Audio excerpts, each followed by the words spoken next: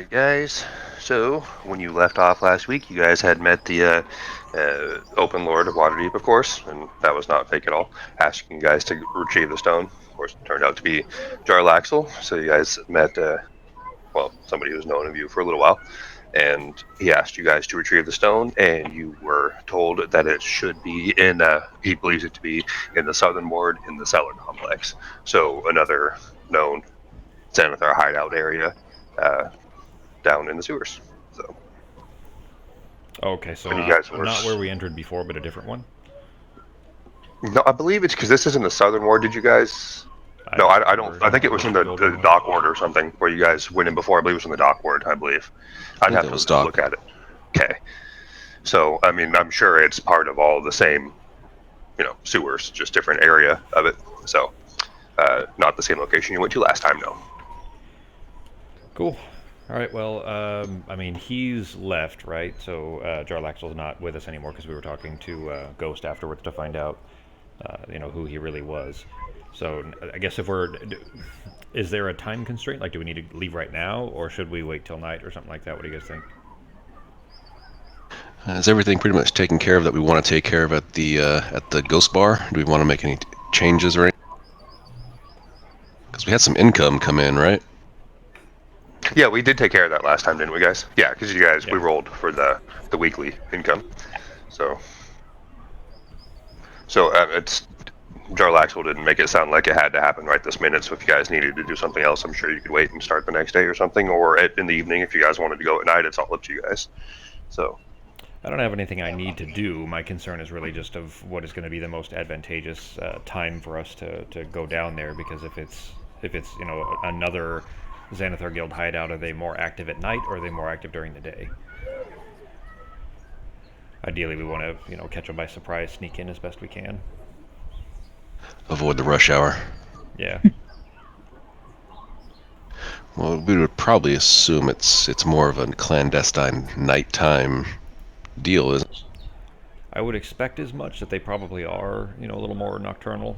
In which case, I mean, it's morning time anyways, because Starlaxle showed up right in the morning. So, even if we talk to him for an hour or something, it'll probably still be midday by the time we get there, which should be, pretty ideal unless there's anything else we need to do.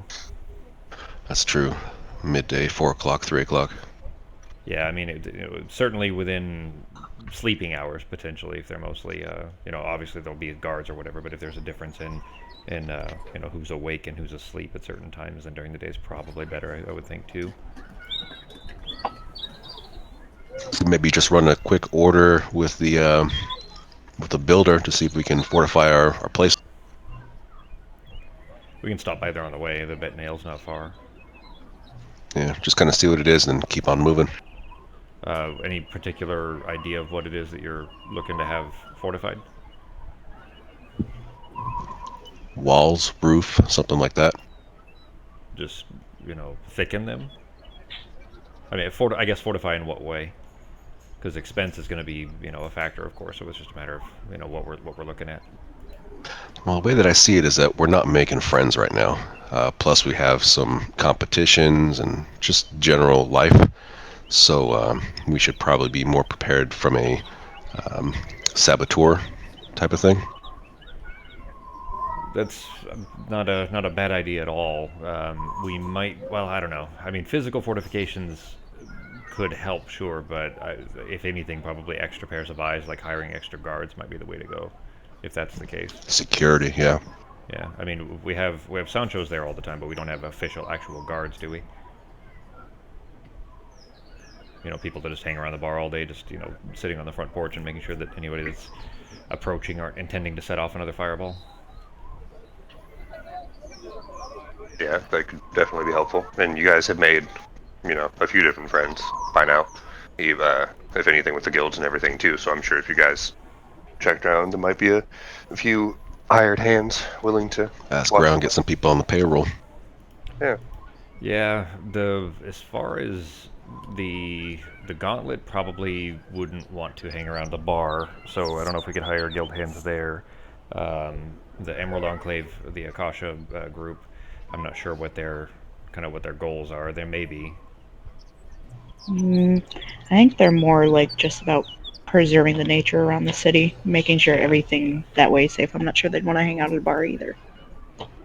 And I don't really know what the Harpers even care about, so all I cared about for them was if I could get information out of them. Well, you guys do have other friends. You had, God, what was it, Kelso? You blew up his sister. I mean, there are a few other people that guys that owe you. So again, some of them were a little on the shady side, but as far as you know, you struck up a friendship, at least of some kind, with a few different people. So maybe you could see if they have friends that are willing to do it again. It might be at your own risk, but Well, even him specifically, he had talked about dropping back by if he needed work at some point, and that was a week ago thereabouts, because it was 5 days or whatever that the lady was here, and then a few days before that is when he came out and tried to, or he and his sister tried to break in. Yeah. But those former Zents, as long as they're not working with that group anymore, I mean, trust is really the primary issue, but we do have Woody to keep an eye on them too. it's true.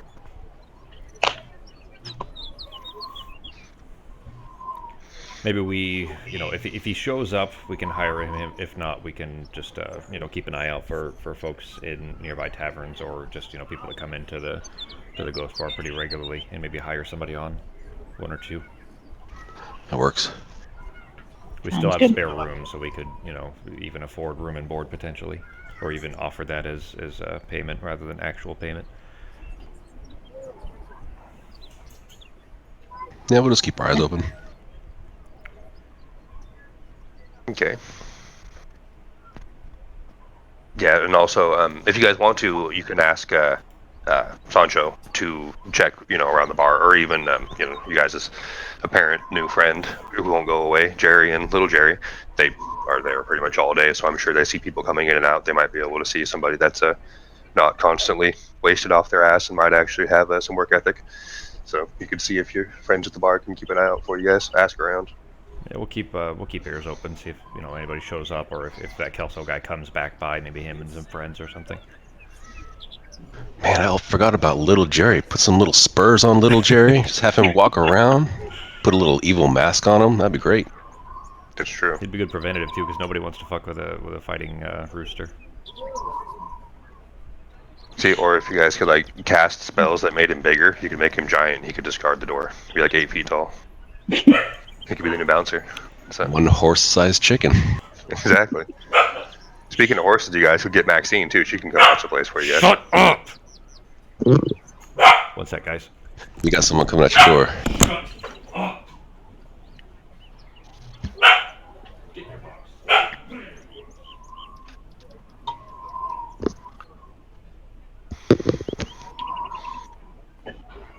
Yeah, I like that security idea. The extra pair of eyes on the roof just to kind of keep a lookout, and maybe one in the back alley just to make sure no one's, doing anything funny, unless we get a cut. Yeah, especially since the entrance to upstairs is in the back. Exactly. Yeah, read my mind. Be a good post, huh? Yeah. Are we good with animals? Like in the facet where if we found a large animal, we can control them and just, have a backdoor lion or something? It's a little grandma's boy reference there too. Just realize that. Can't be loud when we get the lion. Well, I'm sure Ghost has friends, right? You could probably have some of his buddies come. Oh, yeah, Jaguars. no. They're probably all mangy dogs, though. Yeah, they are. They're all dogs. Oh yeah. Okay, so you guys are figuring this out and talking about plans and everything, and then your guys' friend Sheena actually shows up while you guys are in the middle of talking and planning everything out, and comes into the bar, and she actually has a present for you guys from Jarlaxle, because he actually meant to give them to you himself, is what she says. But she comes in, sees you guys in there, and says that Jarlaxle knows that place is probably going to be pretty heavily guarded, so he wanted to help you guys out, and he gives you guys each a potion of healing. So I'll add that to your inventory here. Well, Sheena gives it to you guys, but it's from him. So, Nice. and she asks how you guys are doing and how you like meeting the boss. So, I've by now had time to attune my hat, So I'm just going to make myself look like Jarlaxle. Just going to disguise myself as Jarlaxle and say it was fun. I enjoyed it. She looks up and says, "Oh, well, he must actually like you guys. I'd never thought he'd ever give that thing up. He actually gave you that?" And she's asking you, "Gee." I mean, it was less, direct giving and more of a very thorough convincing, but end result, I have the hat. She says, "Well, that's awesome. I'm glad he actually did that. He's usually pretty stingy with the stuff, so he must like you guys. But I guess he actually needs you guys too. You never really know with him, but he ain't all that bad though," is what she says. So sorry, I'm just trying to. There it is. That button. I can give you guys sheets here so I can add those to you guys. And then, was there anything else you guys wanted to do? I think I'm good. I think that's it. We'll just keep our ears and eyes open for the possible guard. Oh, you never took the necklace of fireballs off my inventory. Oh, okay. I think you can actually delete that yourself if you want to, babe. And if not, I'll get it just the plus minus and then delete it out with the little red thing. Yeah, I'll take care of it. Okay.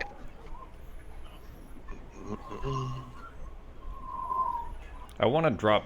You know what? On the way, I want to drop by the Fantasy Costco, and I want to buy that spear Jeep. But we'll just, for now, we'll just treat it as like a, a more simple, just probably a magic weapon. Maybe it's +1, like Akasha's bow. For now, until we get the balance figured out. Okay.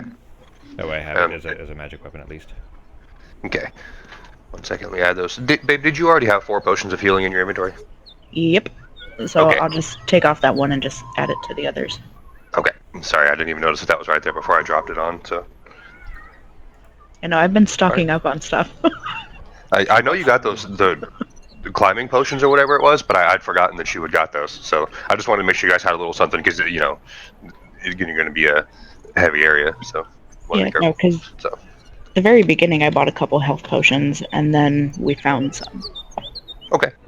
I can make stuff too. Like one of the ranger abilities for this one is I can make poultices and then stridos too. So we have access to be able to make at least temporary small healing potions.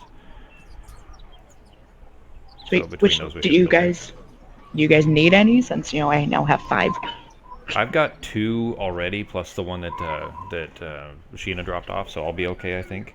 And then I can make poultices if I need to too. Like I can make them quickly. If we take a short rest, basically I can make enough. I think it's 1 per wisdom modifier. Let me see. Basically, as long as we can take a short rest, I can get us enough to top us off probably on top of these, so that we should be okay, I think. 3rd level, blah blah blah. 1 per wisdom modifier, which for me is 3. So I can make 3 of them, enough for each of us to get basically a free healing potion every time we take a short rest. On top of whatever hit dice we use and so on.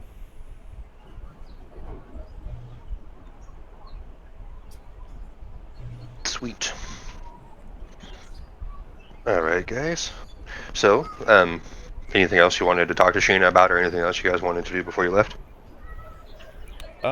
Maybe just ask her if she knows, like, is there any more information that might be helpful? Like, do we know what kind of, let's say, defenses we might be going into down there?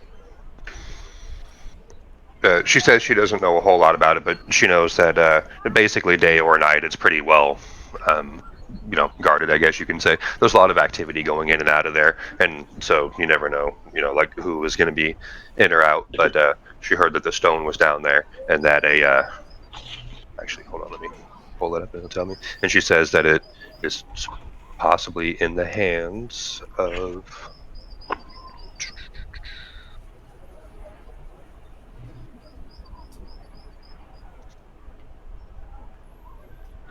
Okay. She says there's a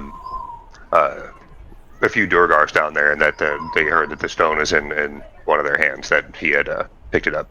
So, and that actually he had stolen it, not just picked it up, but stolen it from Veneris' house. So apparently he was one of the ones that was ransacking the house. So one of the Durgars down there. So she says she doesn't. Yeah, she says she doesn't know the name, but there's a couple Durgars down there that the shoe herd was down there, and then they were the ones that were sacking the house, and one of them should have the stone on him. So Okay, well that helps.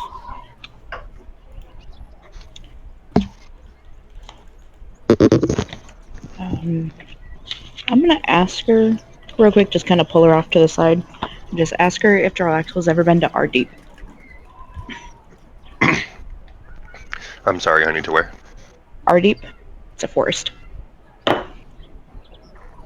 She says probably.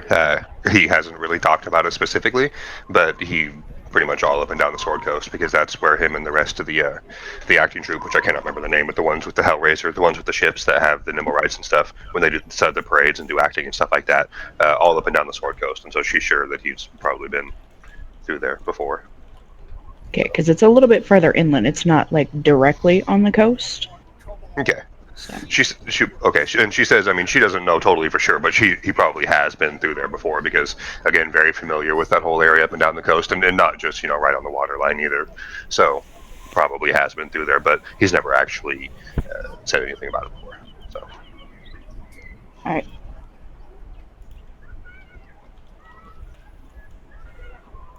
All right, guys. Any other preparations or anything? Or any other questions before you guys head out? If you would drop a +1 spear on my inventory. Oh yeah. Yep. Just find any +1 spear for now, and I'll update the stats. We won't. I won't bother changing with the idea you have for it is nice. It's just way too overpowered, like it is. So maybe we'll figure something else out for that's still somewhat in balance, so that it won't be especially okay. So my build is specifically intended around giving myself advantage as often as possible, and then I get two hits per round because of being a monk. One is a smaller hit. That's what the melee attack is, the martial strike. But because I can give myself advantage very often, it means it's called fishing for crits, and if I crit with poisons and stuff like that on top of it, it would be pretty insane. It would already be overpowered. Like my build is already intended to be a little bit. So thanks, G. Okay. Yeah, so I just dropped that +1 on there. Does anything? It's already magic and everything. Does anything need to be changed? Except for you can just change the name, of course, if you want to. I have to update the stats for my spear mastery for my feet. That's it. Okay. Is that something you can do, or do I need to do it? No, I can do it on my side. Cool. Yep, then just do that. So we'll just say that you guys went over and saw Dell. Rob did at least. Did you guys head over to Fantasy Costco with him? Or are you guys just hanging out? Probably would have gone over. Okay, we'll go with them. So Dell says hi when you guys walk in the door. You hear the, you wouldn't know that it's hip-hop music, but you hear beats like on a drum and like an acoustic bass and stuff. Like there's people playing over in the corner. And you guys walk in and he says, hey, neighbors, how you guys doing? Doing okay. How about you, Dell? Says, not too bad, not too bad. Business is picking up and should have some new items in soon. Looking forward to that, so stop back by anytime soon. We'll have something. Can I do something for you today, though? Well, I wanted to pick up that spear. Beyond that, I'm not sure for you. How about you guys, Eldor, Akasha? I think I'm good. I'm going to really eyeball that jar of bees for now. But I'm not going to pull the trigger yet. But I'm going to make it known that I really like those bees. So he's helping you, Rob, and talking about the spear and stuff like that, and getting it all set up for you and ready to go. And then he looks over and sees Eldor checking out the bees. He says, "That's a good purchase. Those are some of the toughest bees known. So if you ever want to buy that jar, you just let me know. We got regular and we got radioactive atomic bees too." Sounds good. What was that we saw that on yesterday, honey? Was that Borderlands or something? Or no, that was Dragon Age, wasn't it? Yeah, Dragon Age. Yeah, something about bees. Had a jar of bees. Yeah, that's it was a bomb for I think Sarah has to get it for you. You guys are playing Inquisition then? Yeah. It's such a good game. You guys actually playing it together? So Ben's gonna get to see it too? No, I was just I'm playing it too, but she was playing it. I was just watching her, and she just saw something about a jar of bees on like a quest or something like that. Yeah. So. Yeah, that's why I put it on the Fantasy Costco list, just because I saw it from Dragon Age originally. I just figured it was from Zelda. I suppose you could do it there too, huh? It might have been Dragon Age was Well, referring to Zelda and so on. yeah.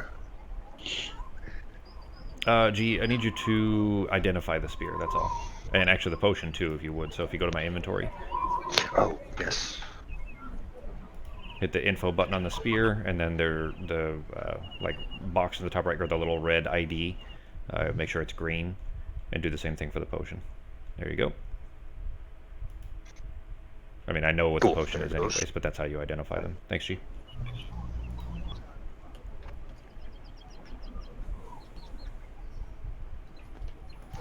I'm gonna leave. I don't want to. My old spear is still an important one to me. I'm gonna leave it in the ghost bar, just in my room, and I'll just carry the new one with me.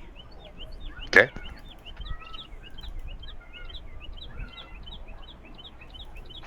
There we go. You guys need anything else at Fantasy Costco? Good for now. I have plenty of bolts. Yeah, me too. I'm good.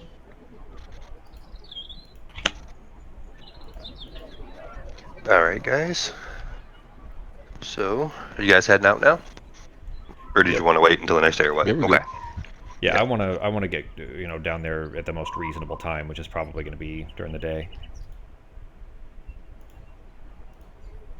Okay. All right, then you guys go to the southern ward, and you guys actually see the access, point that you guys were told about by Jarlaxle. You get down there, and you guys are down in the sewers, and doesn't take you long to find what you're looking for. Yeah, let me share a map to you guys. Incoming. I didn't get an error spam, so hopefully that map will actually load this time. Okay.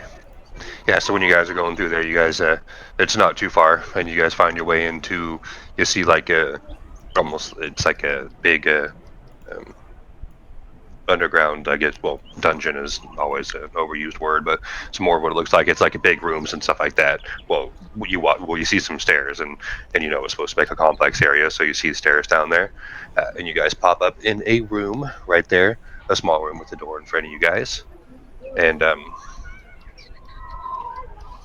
oh, okay, and there's you can still see light from above from coming down that was in the sewers a little bit, but in this room you see that there's no light in this room, so you can still see a bit from the stairs, but it's dark down here. So I did not. I should have actually thought of that. I didn't make some cat's eye before we came down.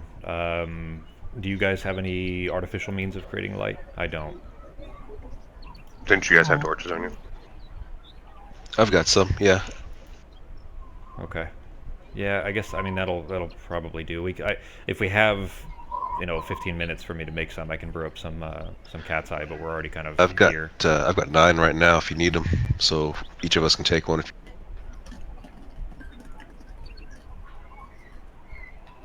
We need some means of like build a harness on Ghost and stick torches to him.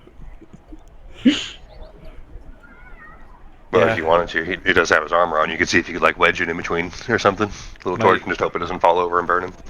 He just holds it in his mouth until it burns down. There you go. My concern, though, is that if we're trying to sneak in here, any kind of a light source that we have, that is visible, of course, is going to give us away. So if we're trying to be sneaky, that's going to be pretty mitigated by having a torch. Sure. You guys did just get down here. If you wanted to, you guys could go back and brew up some potions and stuff if you wanted to. I mean, I can do it up top. Okay. I need to make a small fire, but that's all. Because so far you haven't heard any, like thunderous footsteps running towards you or anything. So as far as you know, you're still undetected down there. So you could go back if you wanted to. That's a door right in front of us, right? The one that I'm looking at? Yes, it is. And it's closed? And it's closed, yeah. And then there's stairs that you guys came down right just to the north of Akasha. And Ghost is kind of still on them, actually. I'd feel better if we go in the dark with some cat's eye. I don't know, can ghosts see in the dark? I mean, pitch black, probably not, right? I don't know. I'll have to look up the things for the Panthers. I have dark vision, but Okay. I don't know Dark about. vision is there still has to be dim light that you see it as bright and so on, though, right? I don't think you can see in pitch black as dark vision. Like there has Okay. to be light sources. You Okay. just you see as I think it's that you see as one step. Let me check double check just to be sure, but I think you just see one step better than what is already there. But in pitch blackness, you can't see. I could be wrong. Let me check. And Ghost does not. He's got keen smell. Can he smell his way? It's going to be a sewer. He's going to be screwed. Well, you So, guys did go into a little. I mean, you don't know if there's going to be any down here, but you did go into another little area off the sewer. So, I mean, it oh, doesn't mean okay. it's All going to be right. So maybe it's clean, not sewer then. Okay. but Well, that's good. I so, just assumed it was sewer because the last one was, I guess, where they were. Because he didn't say sewer. He said the cellars, like a cellar complex, is what this is. yeah, he called it a cellar complex, and Jarlaxle and Sheena both called it the cellar complex. So, I mean, there could be some running through there, but it's not the direct sewer itself. You actually veered off the direct sewer to come in here. So, Okay. It actually looks like, let's see, for dark vision, a creature with dark vision can see in the dark with specific radius. Dim light with a radius as if it were bright, and darkness as if it were dim. Okay, so you can actually see in perfect dark as if it were dim, which just means disadvantage on hitting things. If we have actual light around us, then you would see it as bright light, even if it's dim, meaning if we had candles, you'd see it as bright light. Okay. Can't discern color in darkness, only shades of gray, and obviously, creatures attuned to the dark are more proficient at it, like tremor sense and that kind of stuff. Yeah, then at least four, because I mean, you can already see a little bit. It wouldn't hurt to I can make four of them and just give some to Ghost as long as you can get him to drink it. Yeah. All right, then it would take, it's 2 doses that I can make in one, so it'll take me half an hour to make 4 doses. As long as you guys don't mind spending that time, we can, at least go in a little more stealthy that way. That works. Our Yeah. bovine eyes aren't accustomed to darkness. Yeah. All right, then we head up top. Then G, find an alleyway where I can make a small fire, and I'll just brew some up. So let me make a couple of alchemy checks here. DC on this is only 12, so it's not super high. As long as I don't screw it up, then it's B12 for every 2. sweet. I will be right back, guys. AFK a second. And I screwed that one up. So, so I tried brewing it up, and it did, the first set didn't work, so there's a waste of 15 minutes. All right, there's one set. And there's another set, natural 20 on the second one. So, all right, so we've got 4 of them, and it took 45 minutes. And it lasts for an hour, I think. Let me check again. Oh, 8 hours, actually, so a long time. And it's out So to 60 feet, too. We had a couple of cat's eye, and that one gave us blinding deafness. the one that fucked up. Well, I mean, I can tell if it fails or not when I'm making them, so I probably wouldn't have even tried to drink it. It would have been pretty disgusting anyways, not to mention the potential side effects.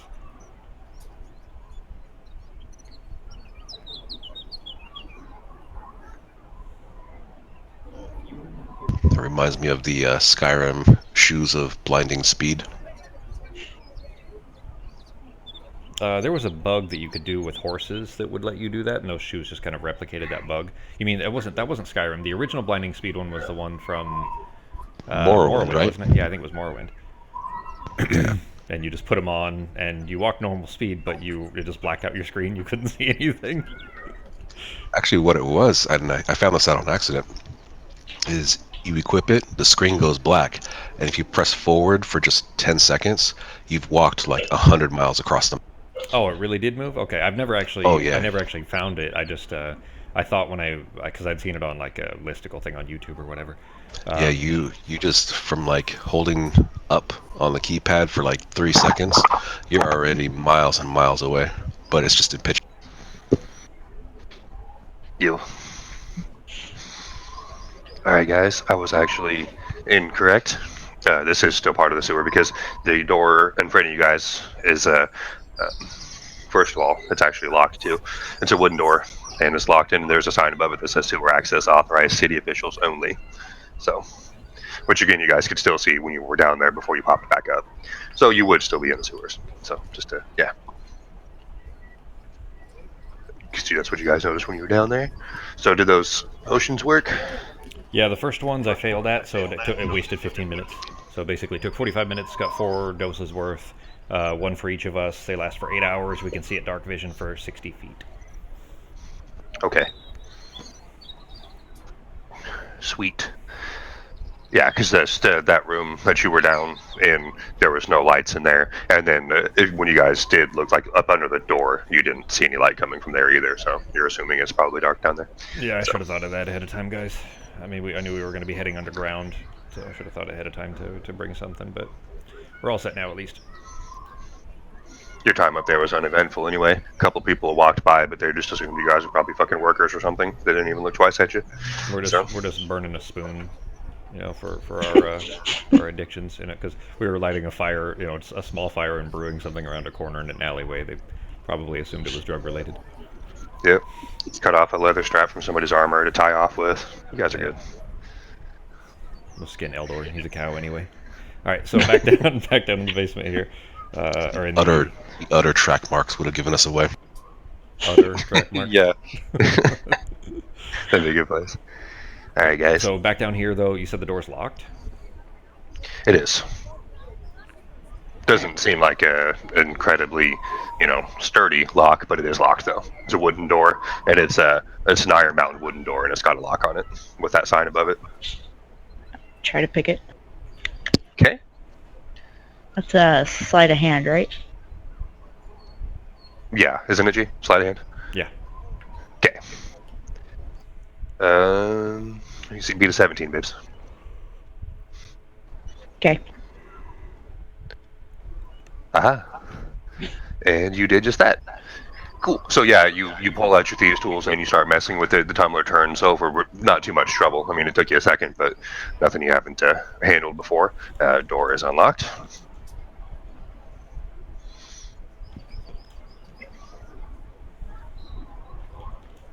You guys opening it up? Yeah. No listening though. Any sounds on the other side? Like, does it sound like there's anybody noticed that we're picking a door? Excuse me there. Give me a perception, please, Holmes. Listening at the door, and anybody else that might want to try. 23. Yep. So you put your ear up by the door, start listening, and let's see.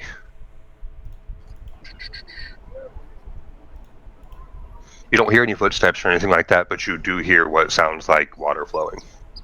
Slowly. A little bit of it. Like sewer water?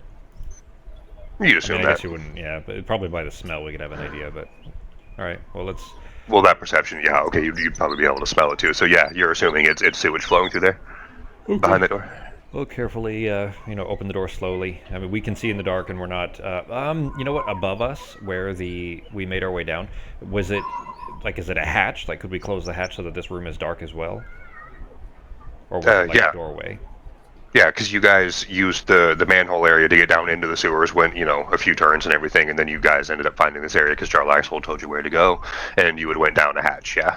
So Okay, you guys right, could. then we definitely closed the hatch A first metal so that grate this room. hatch, yeah. Okay, then we close the hatch first so that this room is dark as well, so that if we open this door, it's not light spilling into this that people would notice. Okay.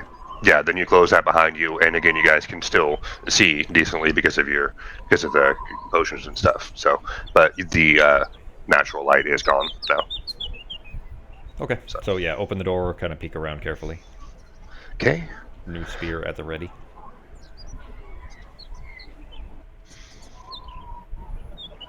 When you guys open the door, you look and see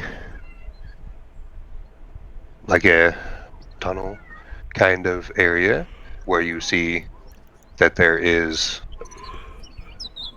a little walkway area, and then is just the flowing sewage behind it over there. So the blue area. So that's what you see out there. So there's a stone walkway, and then you see the sewage flowing out there. Great. Anybody bring galoshes? I'll take point. I can speak with animals in case you run into 4 turtles and a rat. That's funny actually, because Awesome. Ben and I were just playing Borderlands the other day and did the mission where you fight the Ninja Turtles. Wonderful mission. Yeah, the rat turtles. It took me. That I was actually awesome. forgot how to do that last puzzle at first, so it took me a minute to figure out how to get the puzzle to get Splinter to spawn, or whatever. I forget what they call him in there, but the Rat Man. Okay. You guys do see that there is that stone. You don't have to get down into the sewage, and you might not want to because it doesn't look like it's very sanitary. So there is that little walkway that you guys can fit on. Eldor is a little wide, but he still can't make it. He doesn't have to turn to the side or anything. Eldor is a little wide. He is. He's a fat cow. All right. How about like we see just in front of the door? Is there anything like that's not a wall to the south then? No, and then Eldor stepping in there, he would look down. If he, I'm assuming, looks down this way and sees that it continues to the south. Oh, okay. Walkway and the little river of sewage flowing next to it. And the grid's a little bit off, so you can stand on there like he's not actually in the sewage right now halfway. It's just the grid slightly off. So It's a 5-foot again, walkway, like a yeah, sidewalk. there's yeah, it's a 5 foot. There's enough room to walk single file. Okay, ready to go, Kasha? Yep. Tell Ghost that if he sees any fish in the sewage, that it's probably not really fish, and he shouldn't try to grab them. The Yep. corn is real, though. Yeah. All right, guys, and when you are going down that way, you see that it continues to go down this way, and then there is another little river of sewage that goes up under the walkway that you guys are on and continues off to the east, and then it also continues to the south as well. We are being careful about this. Do you want stealth checks, G? Yes, please. Yes, you guys are being quiet. I remember to use the tower this time. Oh, come on. Was that a disadvantage roll, or did... Oh, maybe Akasha and Eldor rolled at the same time or something? I think I had a disadvantage. Do you have disadvantage for something? I don't know why, but yeah. It says, I think it's armor, maybe? Uh... Yeah, that's scale armor. Does the scale apply disadvantage? I guess it must. Maybe we can get, somebody, a crafter or somebody to make you some, padded version of it that the scales don't rub against each other, so it would be quiet. Yeah. Yeah. Keep Foam yourself inserts. offended, but not so loud, yeah. Tempur-Pedic scale mail. Memory foam. We're good to continue on? Yeah. Yeah, you guys can keep going.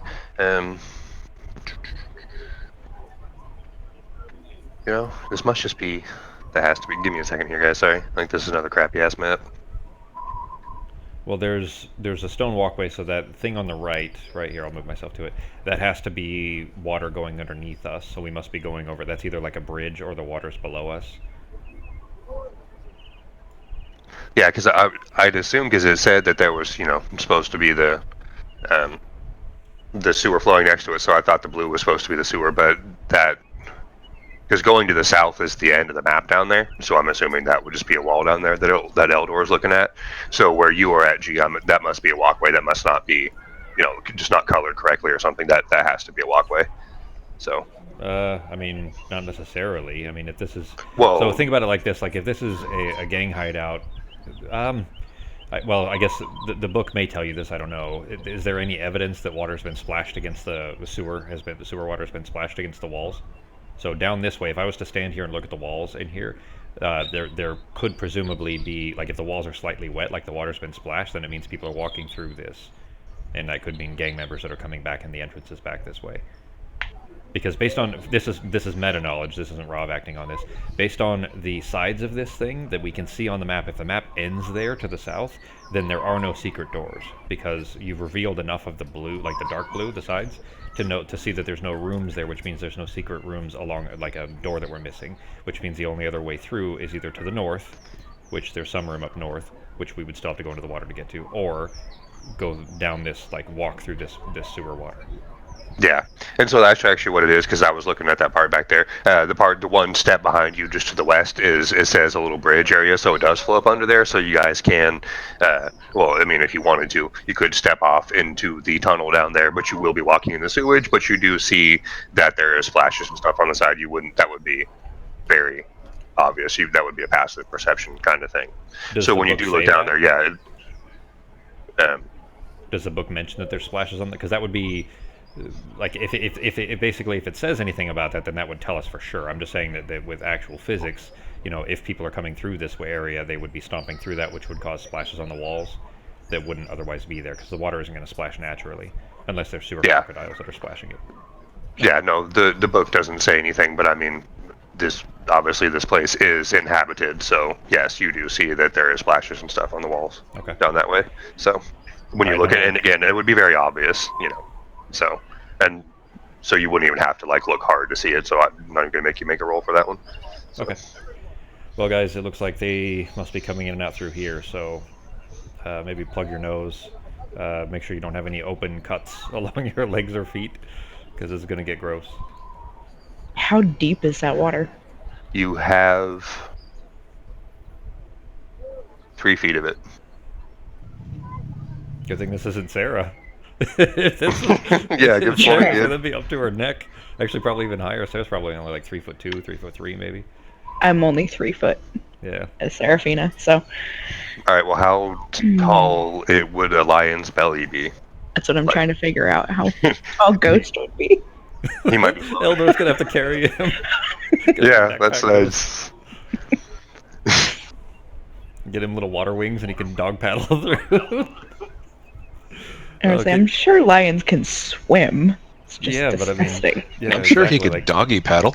That's what I'm saying. He could dog paddle through that, sure, but God, can you imagine trying to fucking rinse him off? It's not like hoses exist. Like just bucketing enough water out of a well to clean him off afterward. That's gonna take hours. He's gonna sleep in bed with you tonight, Akasha. Nuh-uh, he's sleeping outside on the doorstep. Oh, poor Whatever. guy. And it better not be below my balcony either. He's got to sleep on the other side. Poor ghosties. Oh man. Alright. Yeah, I've got So we a can- level in monk. I could maybe acrobatics this enough to do the Sam Fisher wall climb thing and just 1 foot on each wall like a fucking Jean-Claude Van Damme and walk my way back. Actually, I have 4 potions of climbing. Oh shit! That Oh, that's so rich and bougie. We're coming down into the sewers, but let's use the wall climbing so that we don't have to touch the water. hey, man, if you guys want to use them, that's fine with me. Then I don't have to wash ghosts later. Probably. I mean, how does it work? Because if it actually works like that, it's probably a good idea for him just for his own safety. I mean, for me, I'm a soldier. I don't care. I'll stomp through and just wash off. When you drink this potion, you gain climbing speed equal to your walking speed for 1 hour. During the Okay, time so you have you can climb advantage. up on Yeah, you have advantage on strength or athletics checks you make to climb. So every 30 feet, he'd make an athletics check, and as long as he beats whatever DC Ben decides, then he would stay up. Okay. That's perfectly fine. He's proficient in athletics anyways. Narratively, you can describe it that he's keeping his lion's claws and just digging into the stone on the walls and just kind of sidling his way along. Not basically facing up and just the way that he would climb a tree, except moving left to right. Yeah. Oh man, I was picturing him with his paws on one side, his rear paws on the other side, and just side shimmering. Ninja Warrior style. That's what I was saying. Yeah, I ninja. might do is I could Sam Fisher this and just or Jean-Claude Van Damme like across the hallway. All right, well let's give it a shot, guys. I mean, I'll go through the normal way. Just we'll go quietly as we can, I guess, because it's gonna make some noise. But if is the water coming our way or going the other way, G? Is it moving towards us or is it moving towards the right? It would be. Let me see.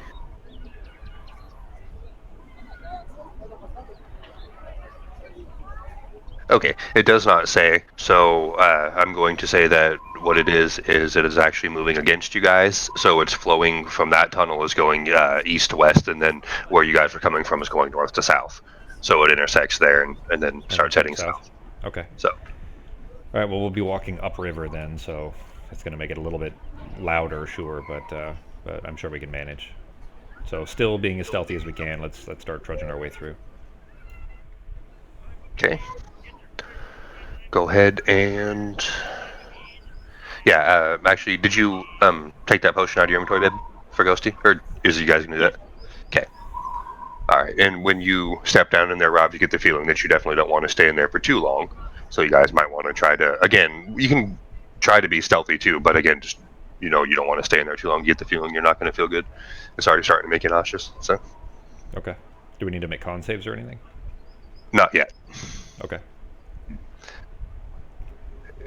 All right, so, I guess I should reveal what you see. Sorry.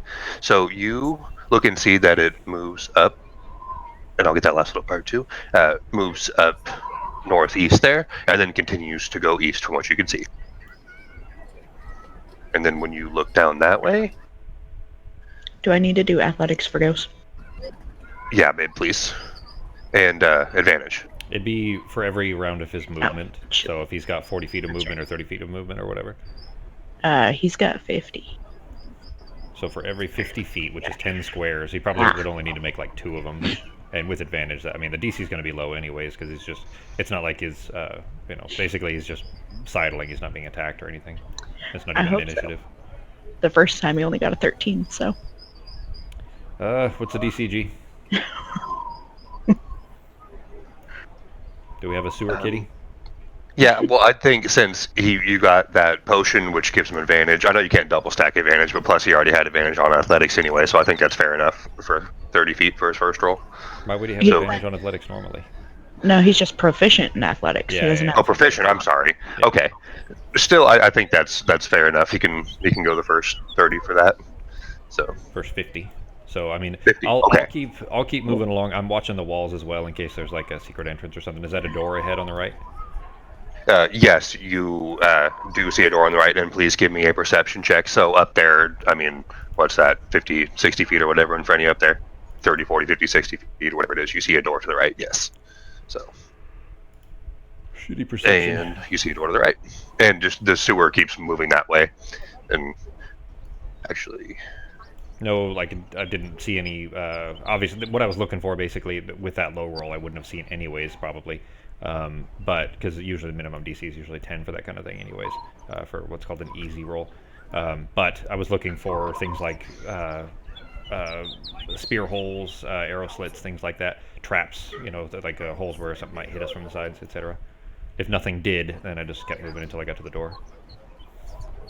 Yeah, you didn't notice anything, again, except for that door. And then you see that the sewer, again, crooks north again, and then looks like it's just going to keep on carrying on down that way. I would check that corner to make sure that, if there's anybody else, I just don't want somebody backdooring us either. Okay. And, thank you. There you go. Okay, yeah, that was all the way here.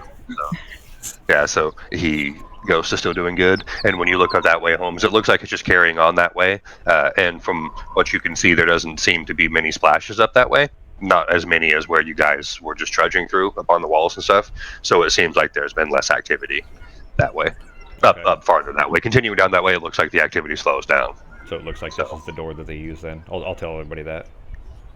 Yeah, and can I get a perception roll, please, from Eldor and Akasha and Ghosty too? But since you're in the sewer, even if he uses his nose, he isn't going to have advantage because that's going to throw off his sniffer. So. Yeah, that makes sense. It would be a flat roll instead.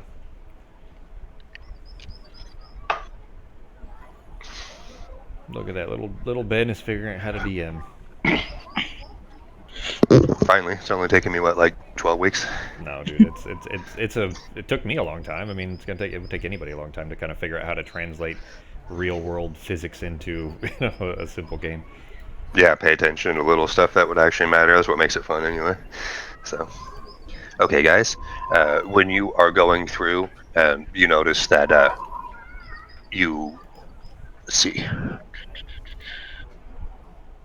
Who was it? Yes, Akasha, you babe. Excuse me, when you were walking by a few steps back, so like 5, 10, 15, about 20 feet back or so, 15 or 20, you heard what sounded like footsteps below you, below where the the sewage was. So you could just barely hear it because, again, with the water, sewage water moving and everything, but you felt like you heard footsteps and talking below you. Yeah, about 15 feet back. Below No, I'm me? sorry, about 20 feet back below you. Like underneath the water, like something must, stairs go down from here and then go underneath. Yeah, like not in the sewage itself, like under. Okay. Yeah. So, Blurp, blurp, blurp, blurp, blurp. yeah, you didn't hear that. There's not piranhas living down here. Pizza time. That's what you heard. Them turtle boys You don't heard cut it. 'em no slack. You heard a cowabunga. All right, I want to listen at that door, at the one that we can see here. Okay. And that one is. Let me see.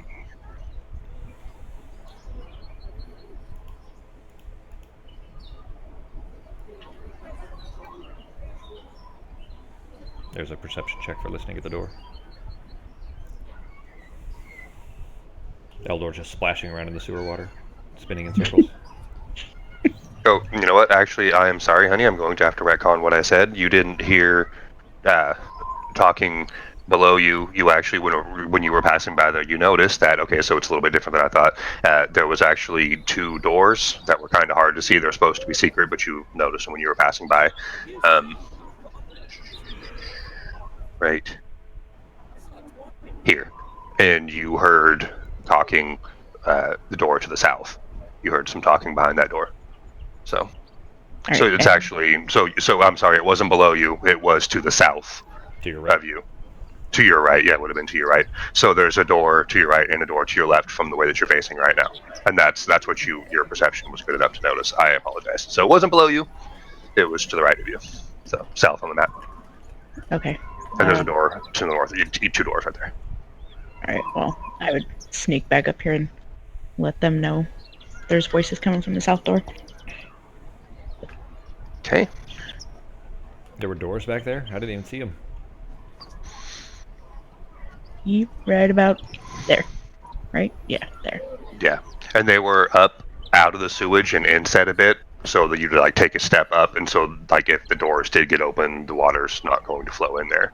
So they're up and back, and again, since it's dark, you just happen to notice, when you looked real good, because they're not meant to be obvious. They were, it's obvious that the people, whoever put them there, was trying to keep them quiet. So you just happened to see them good enough as you were passing by. Well, if there are 3 doors, then, one in the north, 2 on the south, we need to figure out which way we're going as quick as possible before Ghost gets a little slippery on these walls, because he's going to fall eventually. That door that you saw, G, is a rusty iron door. Obviously, a much more obvious door, and it's a rusty iron one. And again, it's just that's just above the sewer line, water, to where if you open it, and there's a little step up to where the water wouldn't get in there too. So The hidden doors would probably be more likely to, get the jump on somebody. So north or south, guys, what do you think? What? And I didn't hear anything from the north. excuse me, no, you didn't. Okay. I Well, say we check the south. sure. Sounds good. The secret Is it door you open? guys passed, Yeah, or it the is. iron? The secret door in the south Okay. that Akasha heard voices through, or noise through. Is there a door handle? Let me see. Okay. Yeah, there's a handle, and you don't when you look at it, you don't see any locks or anything on it. So Alright. Who wants to try it first? I'll push it open and kind of sneakily step inside. I'll push it open first, see if I can see anybody, and if anybody has noticed that the door's opening or not. And then if not, then I'll step inside to. We need to try to get in and get stable ground enough for Ghost to be able to jump through and kind of land inside without him splashing into the water, because that's going to make a lot of noise. Not to mention the smelly cat. Yeah.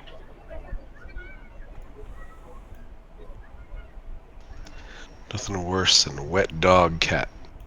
And when he barks, he spit bees at you.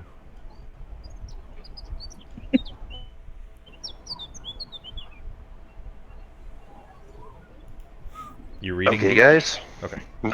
Yeah, sorry, I was just waiting for you guys to figure out. So, checking the door or opening the door or what? I missed part of that. I'm sorry. I'm That's what I was opening the reading. door. I'm opening the door, and spear in hand, I'm stepping inside. I'm opening the door, looking through to see if there's anybody moving or anybody that's noticed the door opened, and then I'm gonna depending on that, probably just step straight inside. Okay, so you open the door, and you do have something to see there. Let me pop them up here. You open the door and you hear what the hell, and then you see a dwarf and yep, okay, dwarf, a couple duergars, which I think are dwarven kind of things, if I'm not mistaken, aren't they, G? Duergar are just dark-skinned dwarves. They're like drow except for dwarf version, or deep gnomes Okay, or regular gnomes, all the same thing. They're all the so underground version of each. all right, so you see, well, I guess you can say a more standard dwarf, a dwarf with white skin and a beard and everything, and he turns around and he says, "What the hell is that?" And then a couple other dark-skinned dwarfs are, uh, I'll pop them up. I just gotta find them on the thing here, just below him, and they turn around as well, and then They look hostile then. well, they're surprised at first. Sorry, I'm popping them up. Did that Duergar pop up on the map? Not on the map. He's on the combat tracker. What in the hell then? Well, the All map, right. you only have one little column, so unless he's within those 4 squares in front of me, then he Ah, wouldn't be on there. We can okay, only see just that one little strip so far. Okay, there you go. that's why. You have him identified, so we can... I mean, we won't meta this, of course. Oh, I didn't But even. Yeah, because I you have didn't him think about identified, then we know who he is. that. Yeah. And that's because he's the only named one. He's probably the one that stole the stone from Fenris. He's right in front of the door, though. Yep. So, I mean, you'd be able to see most of that room. So, yeah, when you open it up, you see, and he turns around, and he's like, "What in the hell?" And then, again, the other darker skinned dwarf turn around, too. And when you look past, you also see actually, by now, familiar sight. Another one? Another floating eyeball. So, can you guys please roll initiative for me? Guess it makes sense that the Xanathar group would have a bunch of these, like little mini versions of the eyeballs. I know there's been a million of these things so far. This is Well, number 3. like 3. Yeah, Yeah. number 3 here. Sweet.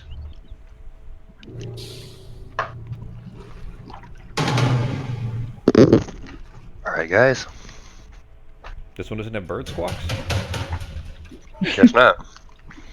Alright, first up is Akasha. Did Eldor roll? Body initiative, sorry. Yeah, initiative.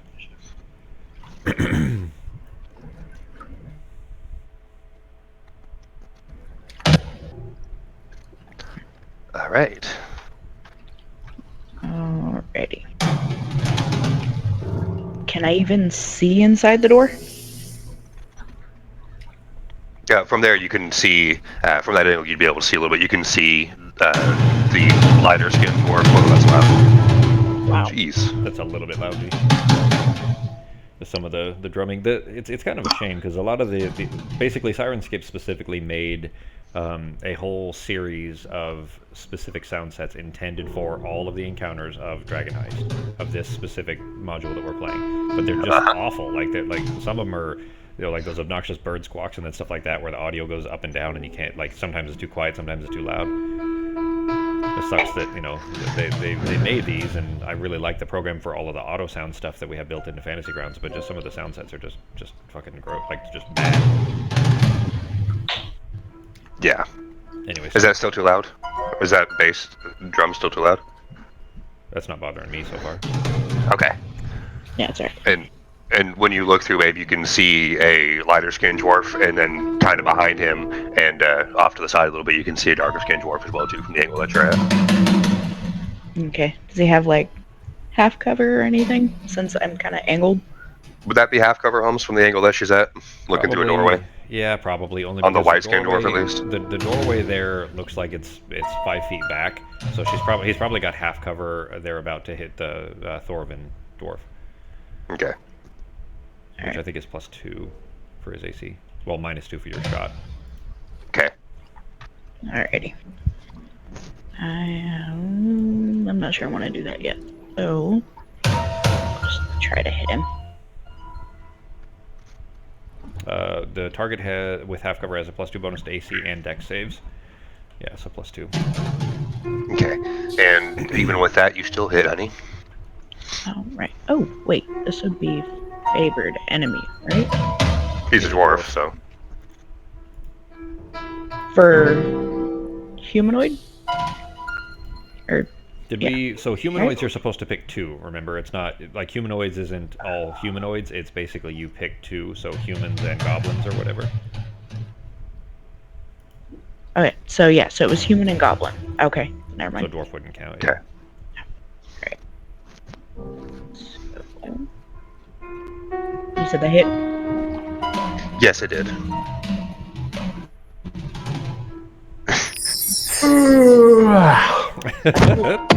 Apparently, it's not this guy's day. That arrow goes right into his chest, and he falls to the ground, bleeding out, and doesn't seem to be moving. So, Well, that was easier than I thought. All right. any bonuses left? Not at the moment. Okay. All right, Holmes. It is your turn. All right, with him on the ground, I'm gonna rush in, assuming that these guys are clearly hostile, especially now that we've just shot one, so they're probably gonna be hostile no matter what.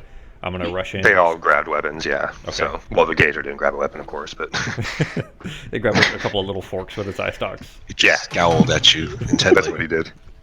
I'm gonna just try to stab at Duergar 12 with my spear, and then I'll probably martial strike either him or the other, depending on whether he goes down or not. Okay. He has not acted yet, so I will have advantage on the attack. Sorry, I'm still a little bit slow at getting through this. I'm trying to arrange these as efficiently as possible, but 24. It connects. All right. He has not been injured yet, so no damage adds, and I didn't put any poison on, so.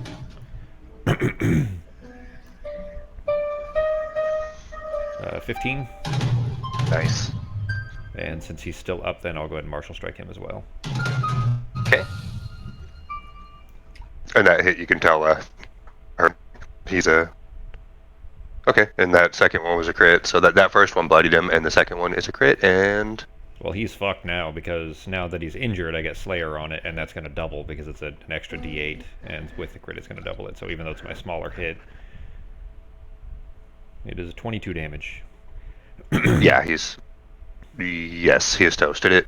Okay, it did. I guess the music just didn't work, but it knocked him out, yeah. Okay. So... I just rush in, kind of jab him in the gut, and then yank it out, spin it around, and smack him across the head with the butt end of the spear until he goes down. Okay. And then I step into the corner a little bit to try to allow room for everybody to come inside if we need to, but still kind of spear ready, defending myself from the Gazer and the Duergar. Okay. And, yeah, so the first stab hurts him pretty good, and then that whack across the head knocks him down, and he's kind of writhing on the floor a bit, and then just stops moving down there, so... And that one is no longer with us, so it's the other one's turn. And he sees you attack his friend there, so he steps up. Let's see. That's kind of cool.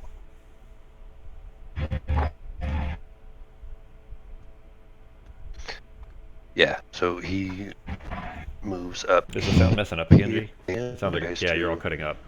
It's all laggy. Okay. Yeah, you guys are kind of robotic too.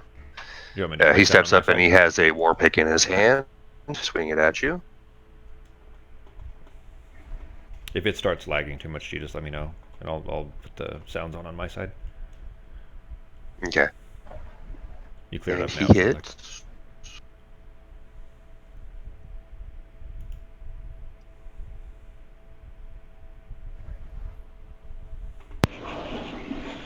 Well, action with it, and that is... Yep, that's it for his turn. Eldor, it's your turn, sir.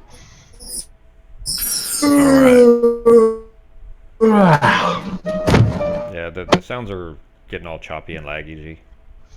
All right, I'm gonna cut him off. All right, I'll play on my side here. Let me find a sewery one. Oh, I guess we need combat music first, anyways.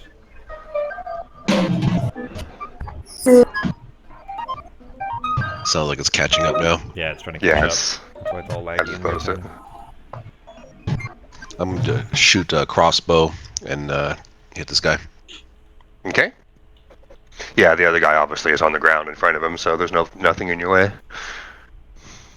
And it hits. Good Nice. hit too. Yep. So you send an arrow in and it sticks him right in the shoulder there, real good. Any other bonuses for you, sir? Not this time. Okay. All right. I might just sidestep again. Okay. I figured this was a good pick since Mario's a plumber and we're in the sewers. Hell yeah.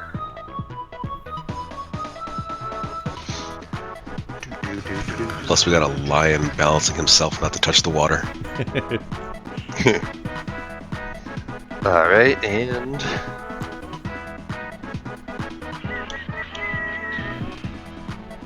all right, the gazer turns around and looks at Yuji and starts concentrating his eye on you and sends a little beam at you.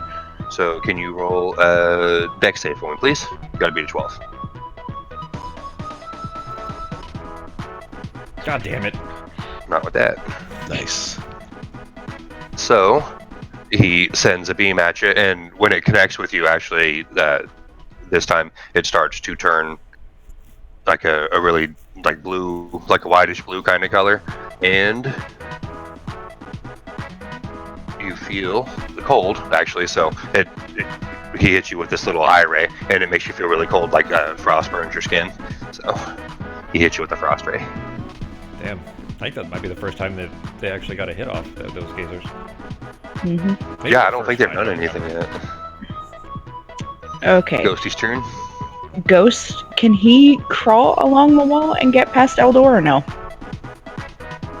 How tall is she? 7 feet. So Oh, if it's 7 would he feet, be able Eldor's to? barely able to fit in here. Yeah, 'Cause so he'll Eldor's like just 7.5 feet tall. he'll just sit back here and roll another athletic check to make it where he doesn't fall. Okay. He doesn't want to get dirty. No. Yeah, it's still with advantage. Yeah. Oh. Oh no. Yeah. All right. Yeah. He's trying to, and it takes a second, but he slowly like kind of starts slipping down. You know, like his grip is giving out and stuff. So now he's kind of just dog. Well, yeah, he is a dog. I was gonna say cat paddling, but he is a dog. So he's cat dog paddling in the sewage. So. Oh man. I mean, if it's 3 feet, he can probably stand up, and it's just like at his chin. But he's he's gonna smell pretty terrible. Not to mention the splash; he's probably covered completely. Oh god, that's awful. Alright. Yeah, so okay, that's good. He takes his little paws off to the side or something too, so that way he's standing up and it's pretty much covering him, but his face is out of it, so he's not drowning or anything. So You might need to reveal a little bit more of the map, G, because this room here, we can only see the 12 squares that we're basically standing in, but there's one more door guard that's on the combat tracker that is not visible to us. Because of how much of the map is revealed. Like, there's obvious that there's more room to the right because you accidentally covered a small section of it. oh, yep. Oh, that's it. I also forgot to fucking put that one on the map. So he is Oh, maybe that's why. over back here. That was my fault. So yeah, so he is. Yeah, he was over here behind the other ones.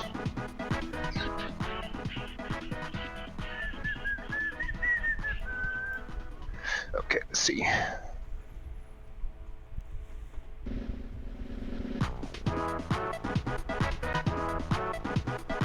Alright, so he sees. Well, he knows that there's you guys up there, but he sees Rob over there, so he doesn't want to get close, though. He's a wuss, so he actually has a javelin with him that he pulls out. Is going to try to hit you with. But it goes up and sticks into the wall up above your head, so it's not a very good aim, apparently. And we are new round. Akasha. Alrighty.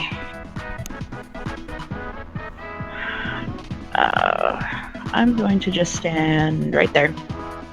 That guy's on the ground dead, so if you want to, you can kind of step over him if you want to try to get in there, but it's up to you. Well, you wouldn't be able to stand on it, would you? So. No. That guy's blocking the gazer from me, isn't he? Yeah. Well, I mean, they're Duergar, so they're dwarves, so it depends on what height the gazer's floating at. True. So maybe what would the gazer at, like they're half 4 feet cover? tall. The Duergar would be 4 feet tall, maybe 4.5 at the tallest. So if the gazer is floating at like human eye level or elf eye level, then it's 5.5, 6 feet. And since it blasted me over the shoulder, then presumably it's up high enough that it blasted without hitting the Duergar. So I would say that's probably up high enough. Yeah, actually. So yeah, if you can hit either one, because he did just hit Rob with that thing going over the other Durgar. So yeah. All right. Either one of those guys. Gonna Hunter's Mark. And let's see. It hits.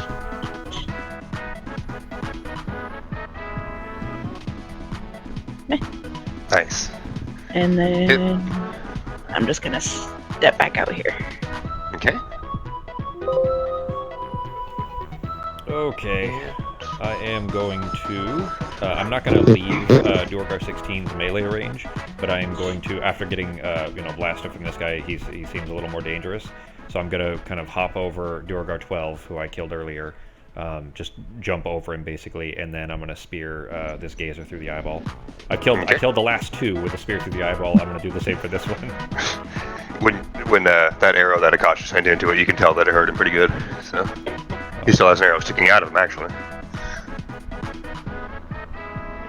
486. All right. He's already wounded, so I will get my Slayer.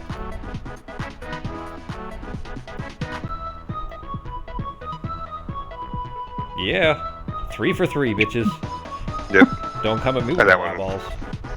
Again, it pretty much mostly just like pops him like a grape when you do that. So there's not much left to him. A little bit of the eye left, and then just some leathery skin and tentacles. Normally, I take a second to pull the eyeball off into my wet sack. I'm just gonna leave it on and spin it around and use my martial strike to hit the Duergar 16. Okay. 424. It connects. Is Duergar 16 wounded at all? Has he taken any damage? I don't think he has he? Let me see.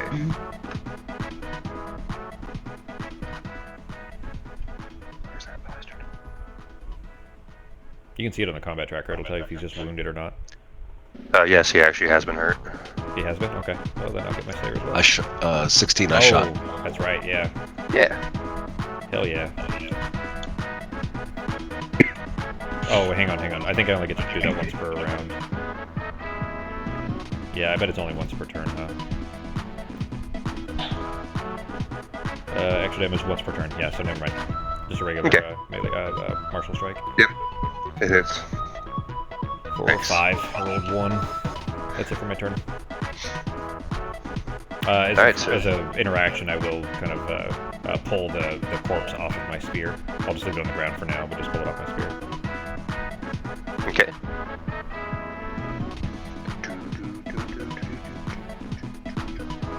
Alright, and 16, after you whack him in the back of the head, he turns around and he's going to try to hit you. He has a war pick, just like the other one did. If he misses, I'm going to riposte. And he did. He missed. Alright. Yeah.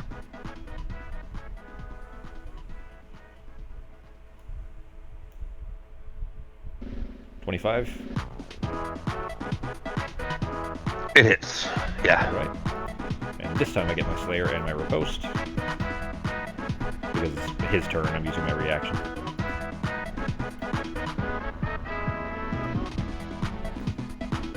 You fucked up. Yep. He done dead.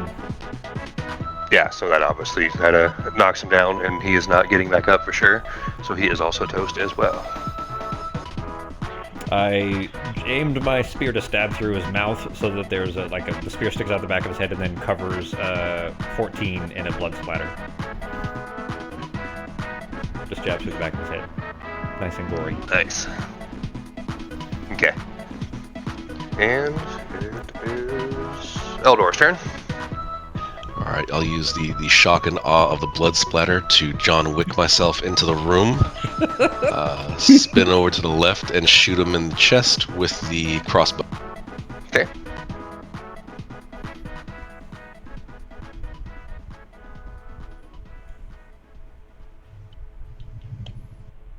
It hits.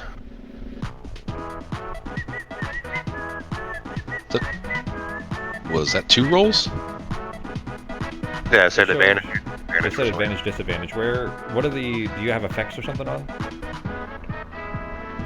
I didn't turn it. Oh, you have 16 targeted, Sako. That's why. Oh. Yeah, 16 is on the ground. That's why. Ah, gotcha.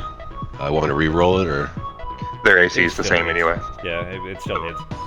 Yep. It was a flat roll as it was. Get an arrow in him, not the most deadly, but he takes a little arrow, and he is looking not too good. He is... What's that? 14.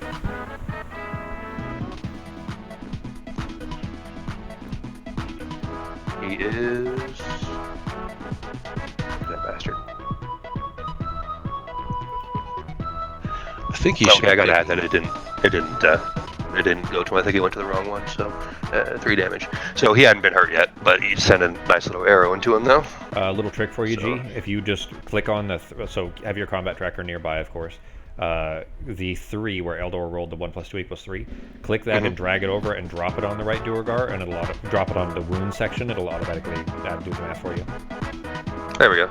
Yep, just like He that. took three There should points be of some damage. type of There. a psych damage on number 14, just getting splattered by blood and getting shot by a cow. Yeah. I mean, these are presumably his friends or family members that he's just seen kind of... We just broke through a door and slaughtered them all right in front of him, so... All He's right, gonna have guys. post-traumatic stress if he survives. Is any bonuses for you, Sako? Not this time. Okay. He is dead. And Gazer is also dead. Ghost. Right, so now he's all wet and sticky Ooh. and pissed. So he's Yeah, just pissed being the gonna literal word because he's in the sewer. he's just gonna come in the doorway and just take a swipe. Okay.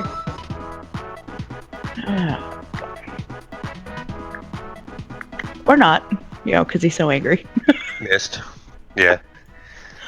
He's all mad about being smelly, and he tried to swing, and his little paw slipped a little bit from the sewage up under it, so he didn't hit. That Any was bonuses? 30, 40. Nope, he's just gonna go over this way, Okay. maybe. There we go.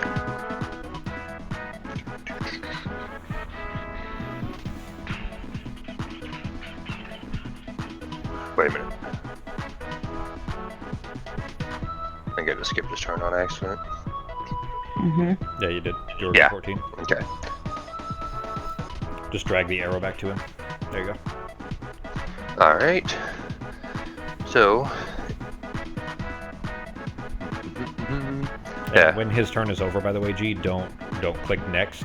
Drag the arrow back to who it should be on. I'll explain why in a second. Go ahead. Okay. I think that actually was the. Yeah, that's going to be the end of the round, so it'll be a new that's round exactly after this why. one. Yeah, that's. I'll explain why, but go ahead and do his turn, and then I'll tell you why. Okay. And he saw that he just tried to get attacked by a cat, but he actually did get attacked by a giant cow. So he is going to throw a javelin at Sako. Let's see if he hits. Oh, wrong one.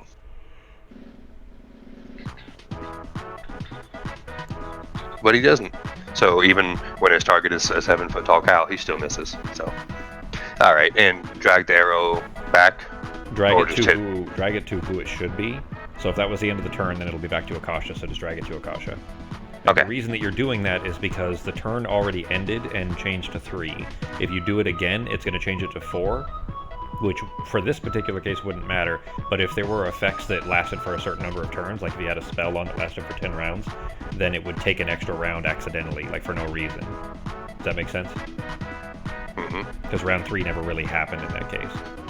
and it would skip it to round 4. So, all right, now we're still in round 3, but it's a cautious turn, so that's where it should be right now. All right. Your turn, babes. Right inside the door. That's a disadvantage because I'd be within melee range, right? Is it 5 feet? Yeah, No, 5 feet. I think you. It is okay. Yeah, Because because that body.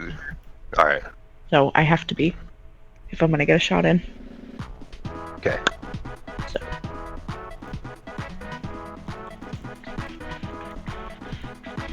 Still works anyway though. ah shit! I should have. God damn it! Oh well. All right, and now since I forgot to beforehand, we'll move my hunter's mark to him. Okay. All right. Anything else, babe? Nope. All right. You didn't shoot him? Rav. Oh, you I okay? did. No, I got him. I just forgot to put my hunter's mark on him before Gotcha. I shot him. I was checking the rule again. I don't know why I always forget specifically the disadvantage rule on melee, or on ranged attacks within melee range. Okay, I'm gonna just kind of climb over hop over the bodies here to get the what little spaces between Ghost and the Duergar 16 here, and just kind of one-handed jab, aim for his neck. Okay. For a 15. Misses. All right, then I'll spin it around and try to crack him across the top of the head with it. Okay. And 16. that's So it's AC 16. All right, he Yep. is wounded, so I will get my Slayer.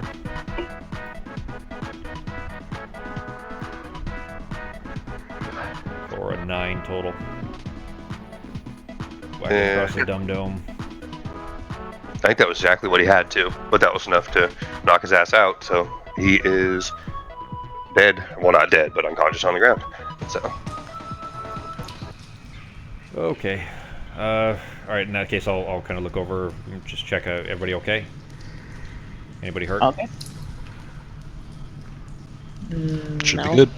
I don't think I even got hit. I guess let's dig through these bodies then, see if any of these guys had the stone that they were looking for. I'm gonna while you guys are doing that, I'm gonna go ahead and kind of check the hallways, make sure that nobody else is gonna sneak in behind us.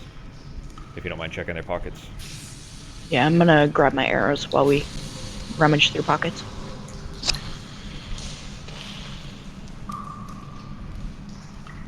I'm gonna Let's go ahead and get sip rid some of that Stratos while that's happening too. okay.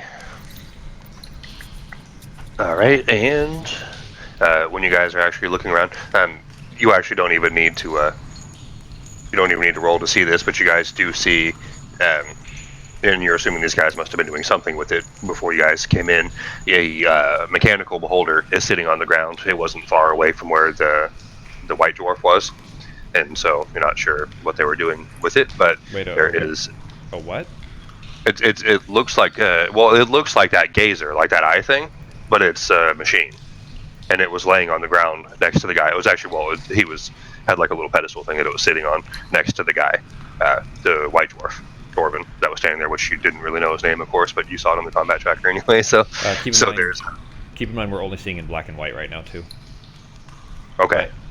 Like they were trying to build a robot beholder. It looks like it's complete when you look at it, but you were assuming they were tinkering with it.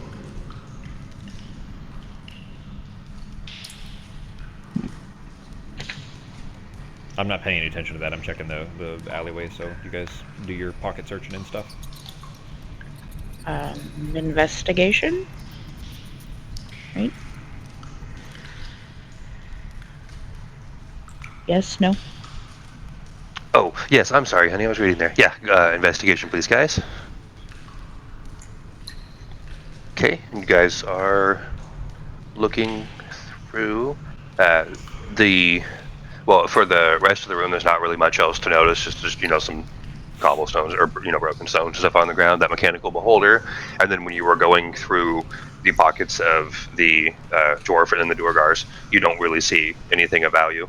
They had the weapons that they had on them, like they each had a couple javelins and war picks, and then the other guy, he wasn't even. He only had a short sword on him. He wasn't very well armed. So, which he didn't even get a chance to use on you guys. The lighter skin dwarf, which again you guys would be able to tell slightly lighter skin versus darker skin. But even the darker skin ones, you don't see anything of value on them. These must not have been the dwarves that Jarlaxle was looking for then. Might be further in. Yeah, we still have that other room to the north too. The door. Yeah. And I mean, this side, at least there's that other door on the south side as well as these three hallways. I can't tell if those are hallways on the right side or not, but there's one on the south and one on the west. If you want to reveal those, G. Okay. Actually, yeah. So when you guys, it doesn't even look like those are doors, huh? So you guys would be able to see that way. You see, it looks like a room with some steps and stuff over there to the west. And then when you look this way, there is an extension of the room that you were in there. Sorry, I didn't mean to move Ghost. Oh, it's fine. A couple of little, like, narrow things that actually it looks like you wouldn't even be able to. Actually, yeah, you can, can't you? Let me see. Yeah, just a couple of little narrow entryways in between the room that you guys were in and another little room over there, so you guys can see that. And then there is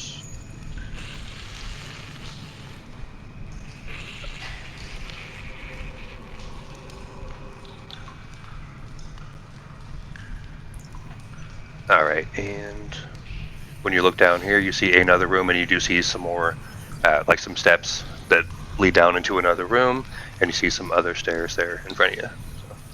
Oh, does that And then sound when you coming look from any other rooms?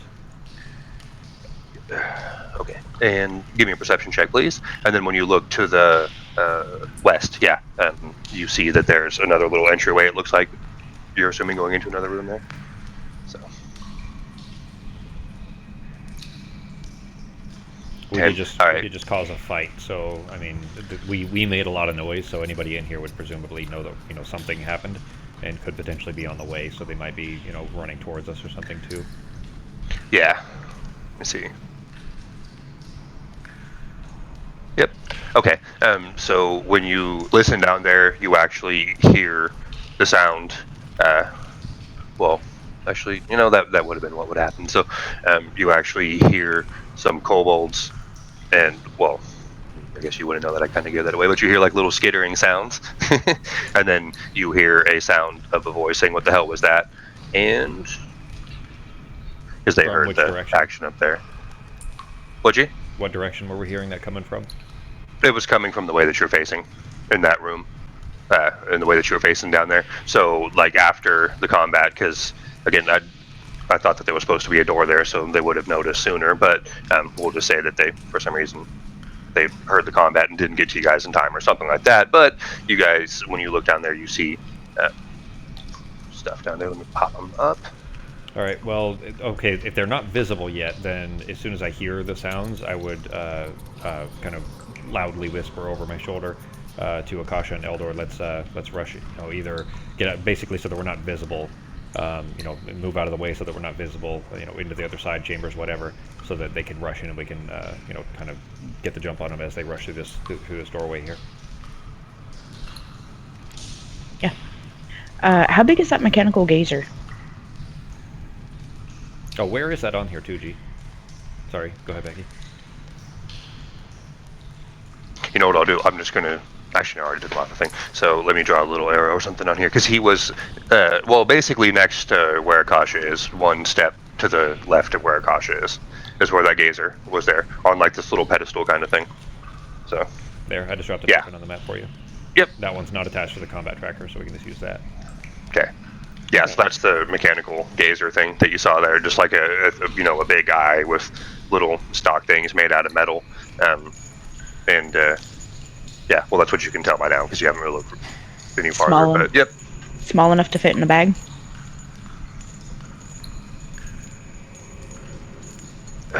Actually, I don't think so. Because that one is actually meant to be. Yeah, so he is actually that machine is bigger than the gazer. It just looks like a machine version of that gazer, but a bit bigger. So I don't think it would fit in a bag. I mean, you guys could carry it if you wanted to. but I don't think it would fit in a bag though, unless you had like a bag of holding or something like that kind of thing. No, I don't think we do.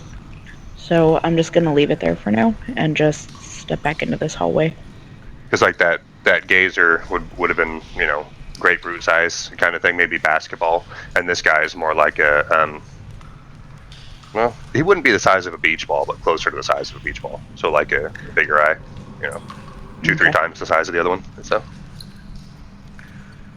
all right, guys, and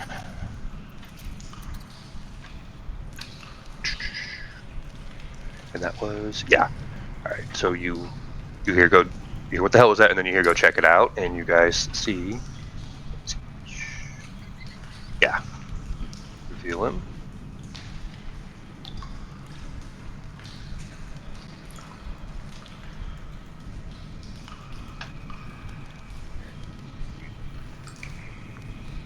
See this little creature not all that big, and he starts kind of looking up this way, and well, you hear footsteps, and then you look, Rob, and you see. Hang on. Before as Akasha and Ghost were moving out of the way, I used my hat of disguise to make myself shorter. I can only go a foot shorter, so I'll probably still be slightly too tall, but to look like the pale-skinned dwarf. And the first one that we killed, it was in the doorway there. And when as soon as this kobold comes in, I'm going to shout to him. They went that way, and just to kind of look like I'm the dwarf, tell him that they went that way and point towards the sewer entrance. Although Eldor's standing right there. Never mind. I didn't realize Eldor was right there. So that kind of ruins the ruse a little bit. Well, fine. But I mean, maybe he's stupid he's walking. enough. Yeah, he's walking up that way. So you hear walking. So if you let's just say, like an athletics check or something, see if you can get to the door before he gets there, and see if you can kind of block him. Because if so, you might be able to. I'm not blocking him. I'm right where I'm at on the map. As soon as he walks into the chamber, as soon as he's visible, or him plus however many are behind him, then I look like the dwarf that we killed, the pale skin, the regular dwarf. That he may see the body there, but and he may see Eldor, but I'm telling him they went that way, and, in a panic sense, like trying to get him to rush through that way, so that we can get them all in the middle of the chamber before we start cutting them down. And I'm going to frantically keep pointing towards the door, too, like he should be running now. All right, because the first thing he does is he looks over and sees, supposed to be the light-skinned dwarf of Rob. He's looking over there, and he sees you, and he knows that you're familiar, so he doesn't freak out. But as soon as he's walking, he's taking little steps, like a kid that doesn't want to do something, and they're told to do something, and he's like sluggishly, kind of slowly going, and like hanging his head and kind of dragging his feet. And he looks up and sees you, so he looks a little bit relieved for a second, and then he looks over and sees Eldor, and he kind of like flips out for a second, and then you're telling him that they ran that way, right, G? So they ran to the east. You mean? No, or through the secret door to the north. Yeah, through the secret door to the north. Yeah, that's still open. Okay. I'll give you a performance check to see if he believes it or not. Yeah, and then Sako a performance 2 for pointing at the door, G. Either performance, probably just deception. Probably deception. Yeah, mine I have to emulate what the dwarf might sound like and all that kind of stuff. So mine's a little bit more performancey, whereas his is just a basic lie. So probably deception.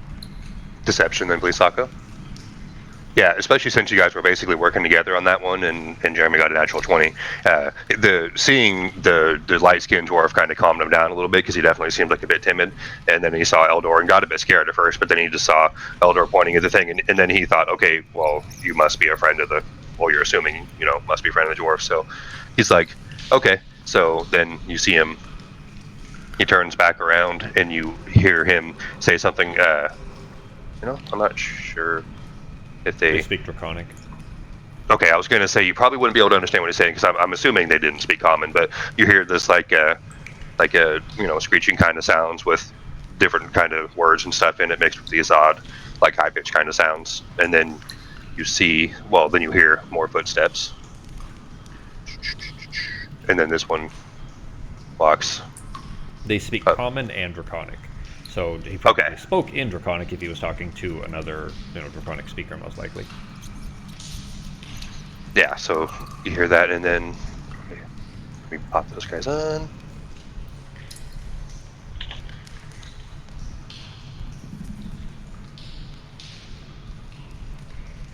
The very last one, by the way. So we heard a humanoid say "What the hell," right? Like, I mean, not a kobold sounding. Or was it a kobold that we heard say "What the hell"? No, that voice that you heard say "What the hell" didn't sound like it wouldn't have came from. It would have had a higher pitch. It had a lower pitch than what you would assume these little. They're kobolds. I'm sure you guys have fought kobolds before on my game, so you guys would, I'm sure, recognize these things that you've seen before if you wouldn't know they are anyway, and you would know that there was too much bass in it. It wasn't high pitched enough, and and kind of screechy enough that it would sound like it would come from a creature like that. So okay. I'm readying my attack for the first thing that walks through this doorway that is not kobold size, or that is not a kobold, I guess. So the first creature that walks through, I'm gonna spear jab him through the neck. Actually, first I'm gonna trip him. I'm gonna hit him in the ankle, and then for whoever is not a kobold, basically. Okay, and you just hear. You see them walking by, and the other ones do the same thing. They kind of startle for a second, especially. Are you still in the same disguise? Yeah, I haven't changed. I'm going to stay as the dwarf for now. They look past you. They look over, just like gazing to the left. Don't even pay attention. But they both kind of stop for a second when they see Eldor. But then the other one, in that same language you don't understand, says something to them, and then the other two keep going because they stop in their tracks for a second, and they keep going. And then you're pointing up, up there, and so they're heading that way. But then you also hear that voice again too. You're like, where the hell are you fucking idiots going? God damn it. And then you hear more footsteps.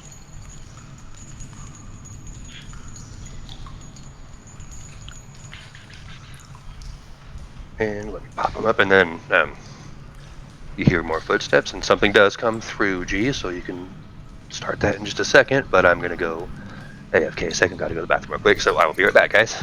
So go ahead, and if you're going to hit him, then...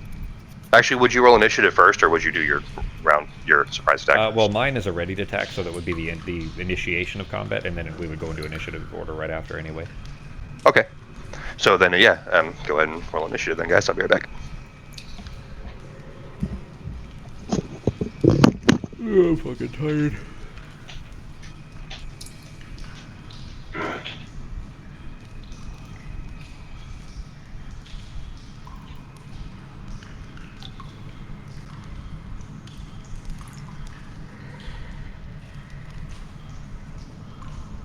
Yeah, Ghost got an 18.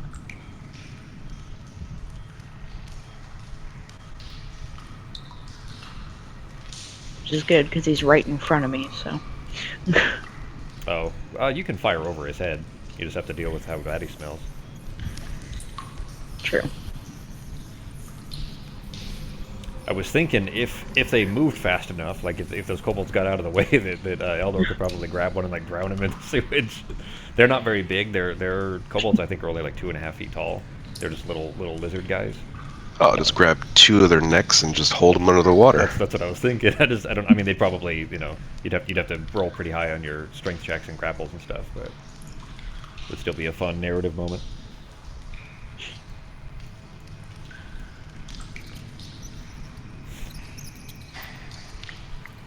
They are 2.5 feet tall, yeah. And probably, at that size, they're probably 30 pounds. So that'd be nothing for Eldor to pick up. Oh, I guess I'll need a new combat music. Let's do something that isn't Mario Ripja. Which one do you want, Sako? Any 8 to 16-bit suggestions? Damp and dreary, Castlevania-ish type of stuff, maybe. Simon's Quest. All right.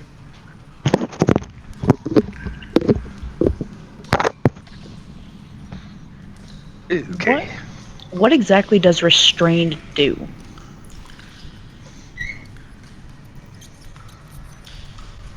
Restrained? Yeah. I'm checking it for you right now. Okay.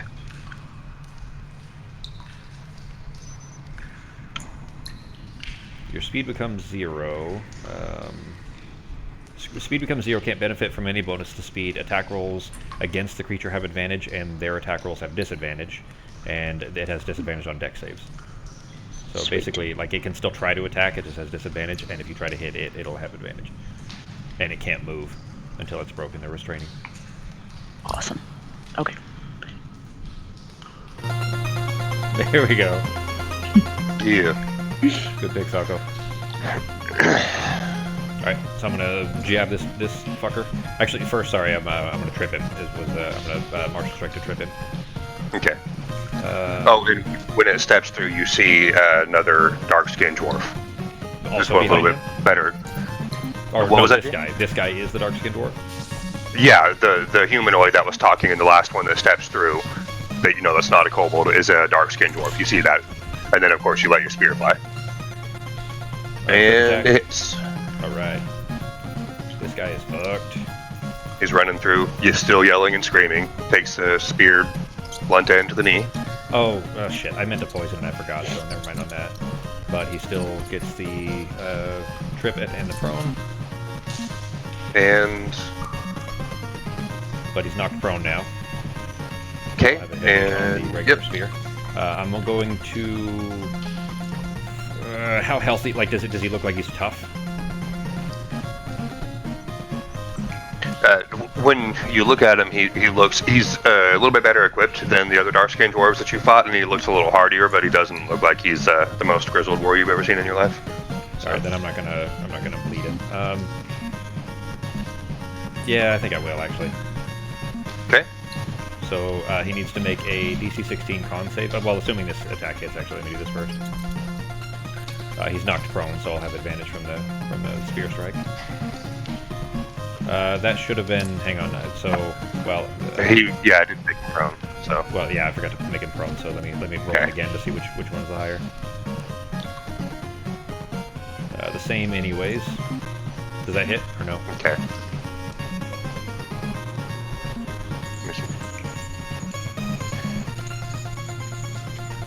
No, it does not. Does not. Okay. All right, then he's still prone, but that is it for my turn. Okay. Yeah, I'm not going. I'm going to stay looking like the dwarf, of course, but I'm not moving. I'm going to stay where I'm at. And so reset. I need to restart the. Yeah. So drag it up to Ghost. If Ghost is 18, he's 18. So if he's the first, drag it to whoever the first is, and then change the round to 1 actually, not 0. Okay.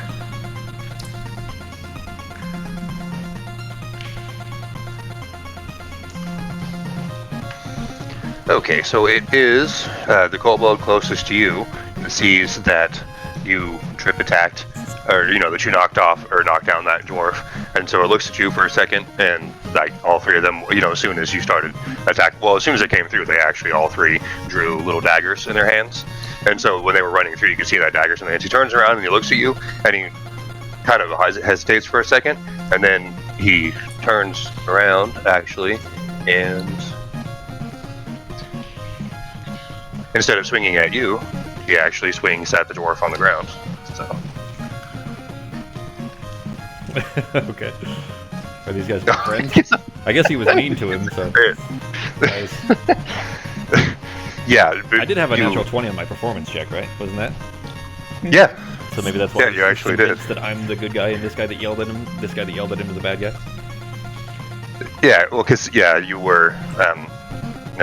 You attacked this guy because he's seen the other dwarf before, so I'm assuming the other dwarf must have been at least relatively nice to him.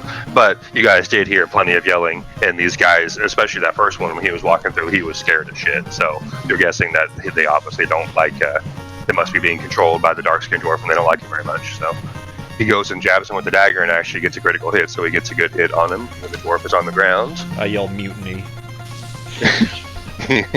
Awesome. Their kobold intelligence is 8, so yeah, they're not super smart.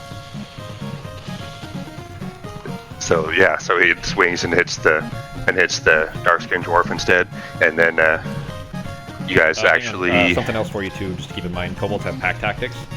Kobold has advantage on an attack roll against a creature if it is at least one of the kobold's allies within 5 feet, and right now it thinks I'm his ally. So if they're next to each other within 5 feet of the target, so just like basically it's flanking rules. Essentially, they'll have advantage. Okay. Yeah. So cool. I mean, obviously it hit anyway, but I'll remember that for next time, though. So he sinks that in, and then it's Ghost's turn. But you do hear footsteps coming from the east. So after that little interaction there, that last little interaction. So it is Ghosty's turn. Alright. Well, all he sees is a tasty little snack, so he's just gonna pounce.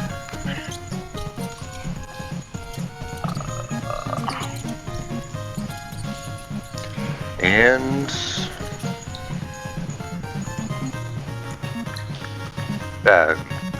succeed. Kobold succeeds. That means that he's not knocked down, right? Yeah. Yeah. Yeah, it's, Okay. yeah, it's, But- it's good for him, not for us. You can still do the hit though.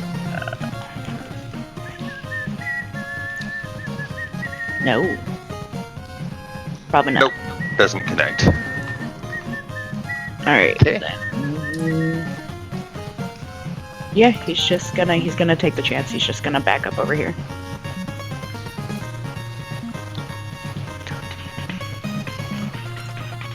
Is he gonna take an opportunity attack?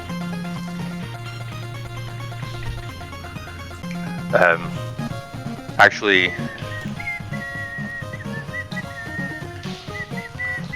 yeah. Oh, sorry, wrong thing. So, yep. So let me see. That was 25.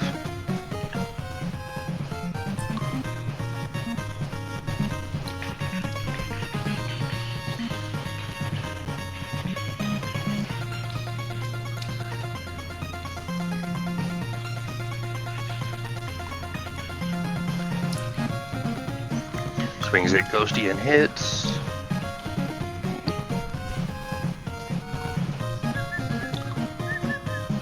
That's not Nothing too bad. serious. Little jab at ghost. All right. And anything else, babe? Oh, it's your turn, huh? Yeah. For ghost? No, but Yeah, Ghost okay. isn't- I'm confused.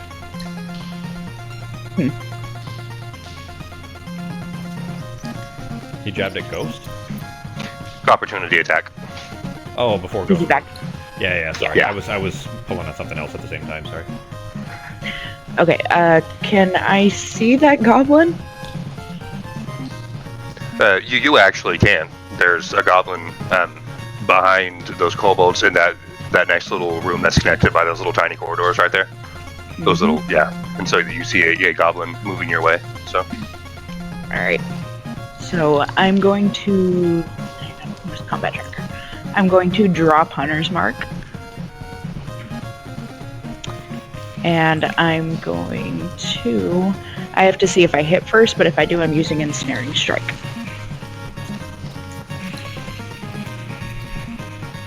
Oh god. It's still a 14. missed. The 14 misses. Damn it. Yeah. Alright, well then that's my turn. Okay, I am gonna... Did the Duergar... He hasn't had a turn, G. Oh, wait, never mind. It's still the first round. Yeah, that's why. Okay. So he's still down. I'm gonna... Yeah. I tried to bleed and didn't succeed at it, but I think... I mean, he's barely wounded. I think he's wounded at least. I think I'll save my... Nah, shit, I am gonna do it. Alright, I'm gonna just stab him on the ground. Okay. Hang on. I'm getting error spam from... Alright. I'm next up, right? Yes.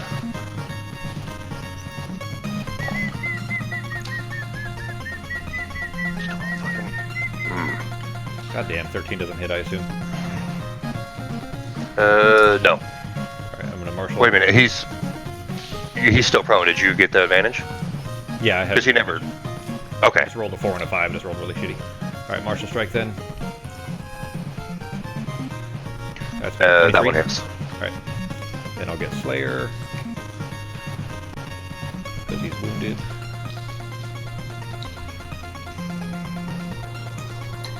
For 9.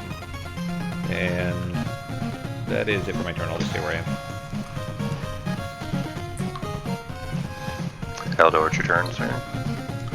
Alright, I'm going to cast Bane at level 2, not level 1, on 4 targets. Everyone except Kobold number 23, because he was kind of awesome. And, Hey, maybe we found our new guard for Ghost Bar. We just bring this kobold back. And Aren't they supposed to have succeeded. super short lifespans? They Yeah. probably do have really short lifespans. Not to mention they just kind of get stepped on. They all failed? Yes, all failures. Nice. Good job, Eldor. Well played.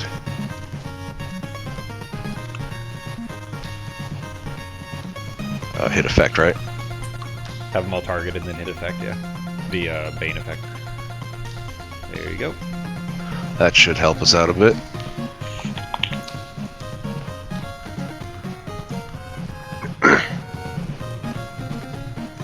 Nice. All right. Any bonuses, Sako? Just gonna look over at Rav really quick. How wounded does he look? I drank my Stratos. I drank 2 sips of it. I only have 3 hit point damage. Yeah, he's just nothing serious. He's got a little cut on him. Nothing too bad. All right. Then I'm gonna be, I'll be all right. What I'm gonna do is just kind of funnel back out just a little bit here, block, and that's it. Okay. That is technically leaving Kobold 10's melee range, though.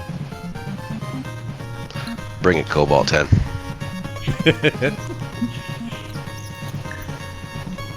Okay. Did you still want to move there, Sako? Yes, sir. Okay. Then, since you just tried to bane him, he is going to try to hit you, which I'm assuming is not going to work, because he has a dagger just like the other guys did, and he does not get you. You get out of the way in time. So, and now it is, yeah. So he looks like, very much confused, doesn't exactly know what's going on, but he is going to try to hit Sako again. He's going to try to hit Eldor again, but he doesn't want to get close, so you see him pull this little sling out, and he drops a rock in it and swings it around over his head and tries to throw it at Eldor. And he's obviously not a very good shot, so that rock just goes into the wall next to you and bangs off the wall. Does not hit you. Can I add guys to the combat tracker individually, G? Because here, again, it's like I click on a little thing and there's a button to add them all to the combat tracker. But there's supposed to be another goblin coming in towards you guys too, and he won't show up on the map every time I add him, from the actual combat tracker. So You have to add them to the combat tracker first, and then you put them on the map. You can't go the other way. You have to put them in the combat tracker before you can put them on the map.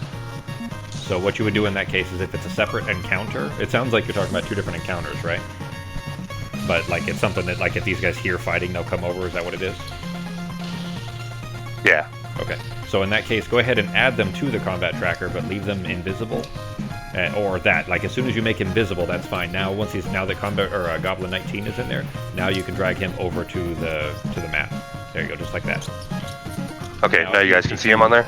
Yep. And if you didn't want Okay. us to be able to, like if you wanted to have them in there without us being able to see them, you would just leave the little eyeball that's next to him. You'd leave that dark so that it's not lit up, and then they wouldn't be visible to us, and it would automatically skip them in the combat tracker as far as when their turn would come up until you make them visible. Okay. Yeah, I guess maybe it was just a little bit bugged because I was hitting the eyeball so you could see him in the combat tracker, but he still wasn't showing up on the map, so I just hit visibility and then you guys could see him. So yeah, there's 2, and Akasha would have been able to see the other one too, or you guys can kind of look through there and see at the angle. At least you would, Rob. If you look behind those kobolds, there's 2 goblins standing next to each other there, moving towards you guys. So, and it is actually one of their turns. And so he comes up and sees all you guys there and comes running through this way. He can't really do much. He kind of sees himself stuck in the corner over here. He looks and sees all you guys, and he is going to... Let me see what he's got. Okay. He pulls out a short bow, and he's going to try to hit Rav. I'm assuming probably wouldn't be any disadvantage. That goblin's probably good enough, taller than that kobold to get over him, right?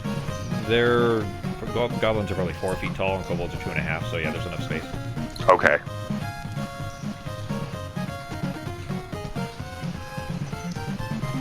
But that vein is working good. That arrow goes wide and gets close to Ghosty, but doesn't hit him either. And sticks in the wall over there. And he is... No, he is still alive. Okay. Yeah, the dark-skinned dwarf that was on the ground that is getting beat up over here. He is still alive. He's just looking pretty hurt. So he stands up, and he Take the prone effect sees. off of him. Oh yes. Careful not to accidentally remove Bane, but take prone off of him.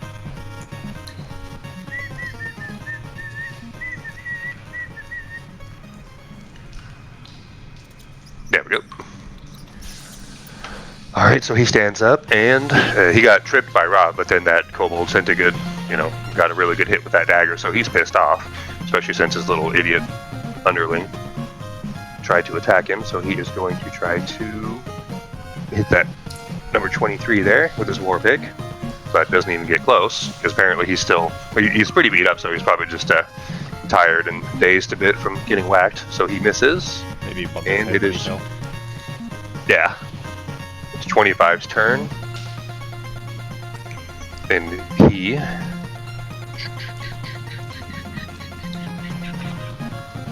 sees that that one kobold, that number 23, was trying to attack their old boss, their former boss over there. So he is going to try to do the same. He can't get to him because he's pissed off too. So he's going to be quitting soon, and so he decides to pull out his sling and see if he can hit that dwarf too, since his friend is standing in the way.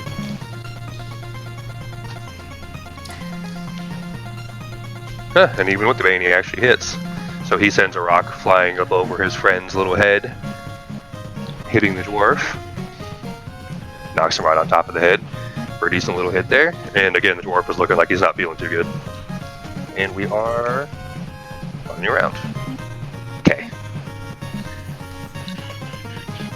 And that is the same one that is your guys' first friend over there. It's number 23's turn, so he's going to try to hit his boss again. Oh, yeah. Pack tactics.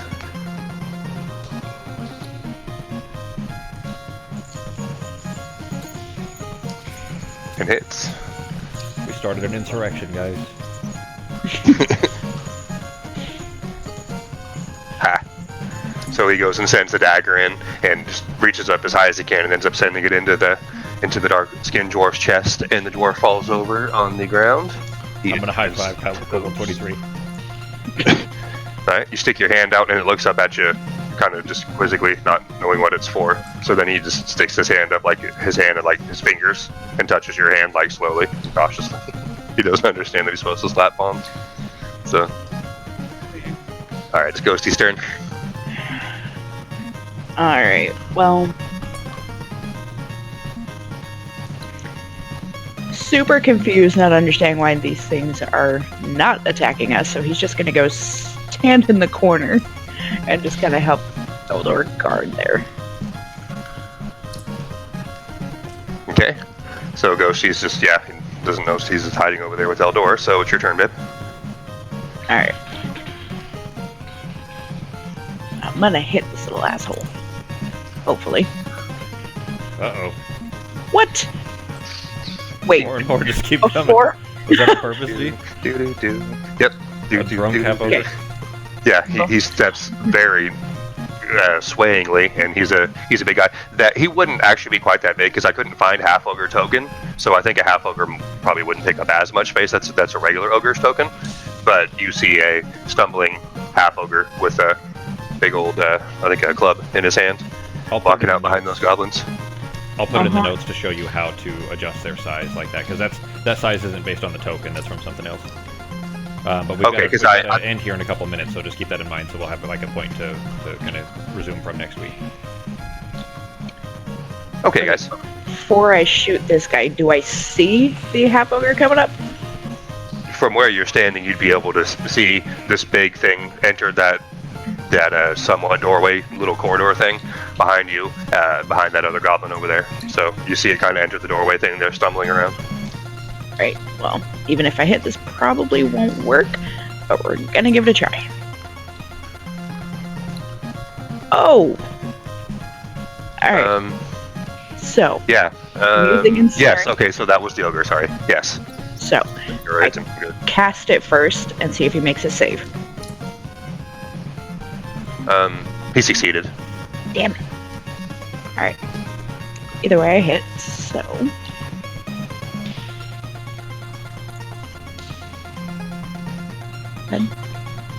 Yep. Good. Nice little hit on the ogre there. Oh, and when you hit him with that arrow, the table thing for the crit said that he is vulnerable to slashing damage for the rest of the fight. Sweet. That was the ogre? Yes. That's probably a good spot to go ahead and call it for now. Then, G, just so that we keep the combat tracker like in the current, so that we remember this basically next week. If the kobolds are not attacking us, but we don't know that they're necessarily friendly, in the combat tracker, click their skulls, the little red skulls, and change them to yellow. Oh yeah. We don't know that for the goblins yet, so probably leave them red. I'll probably attack the goblin next anyways, the one that's across from me. But if you make the kobolds yellow, then at least for now, they think we're friendlies, and if we don't hit them, then that may, stay that way. Especially if I keep looking like the dwarf. There we go. Cool. That was fun, guys. That was a very fun little Interesting session. battle.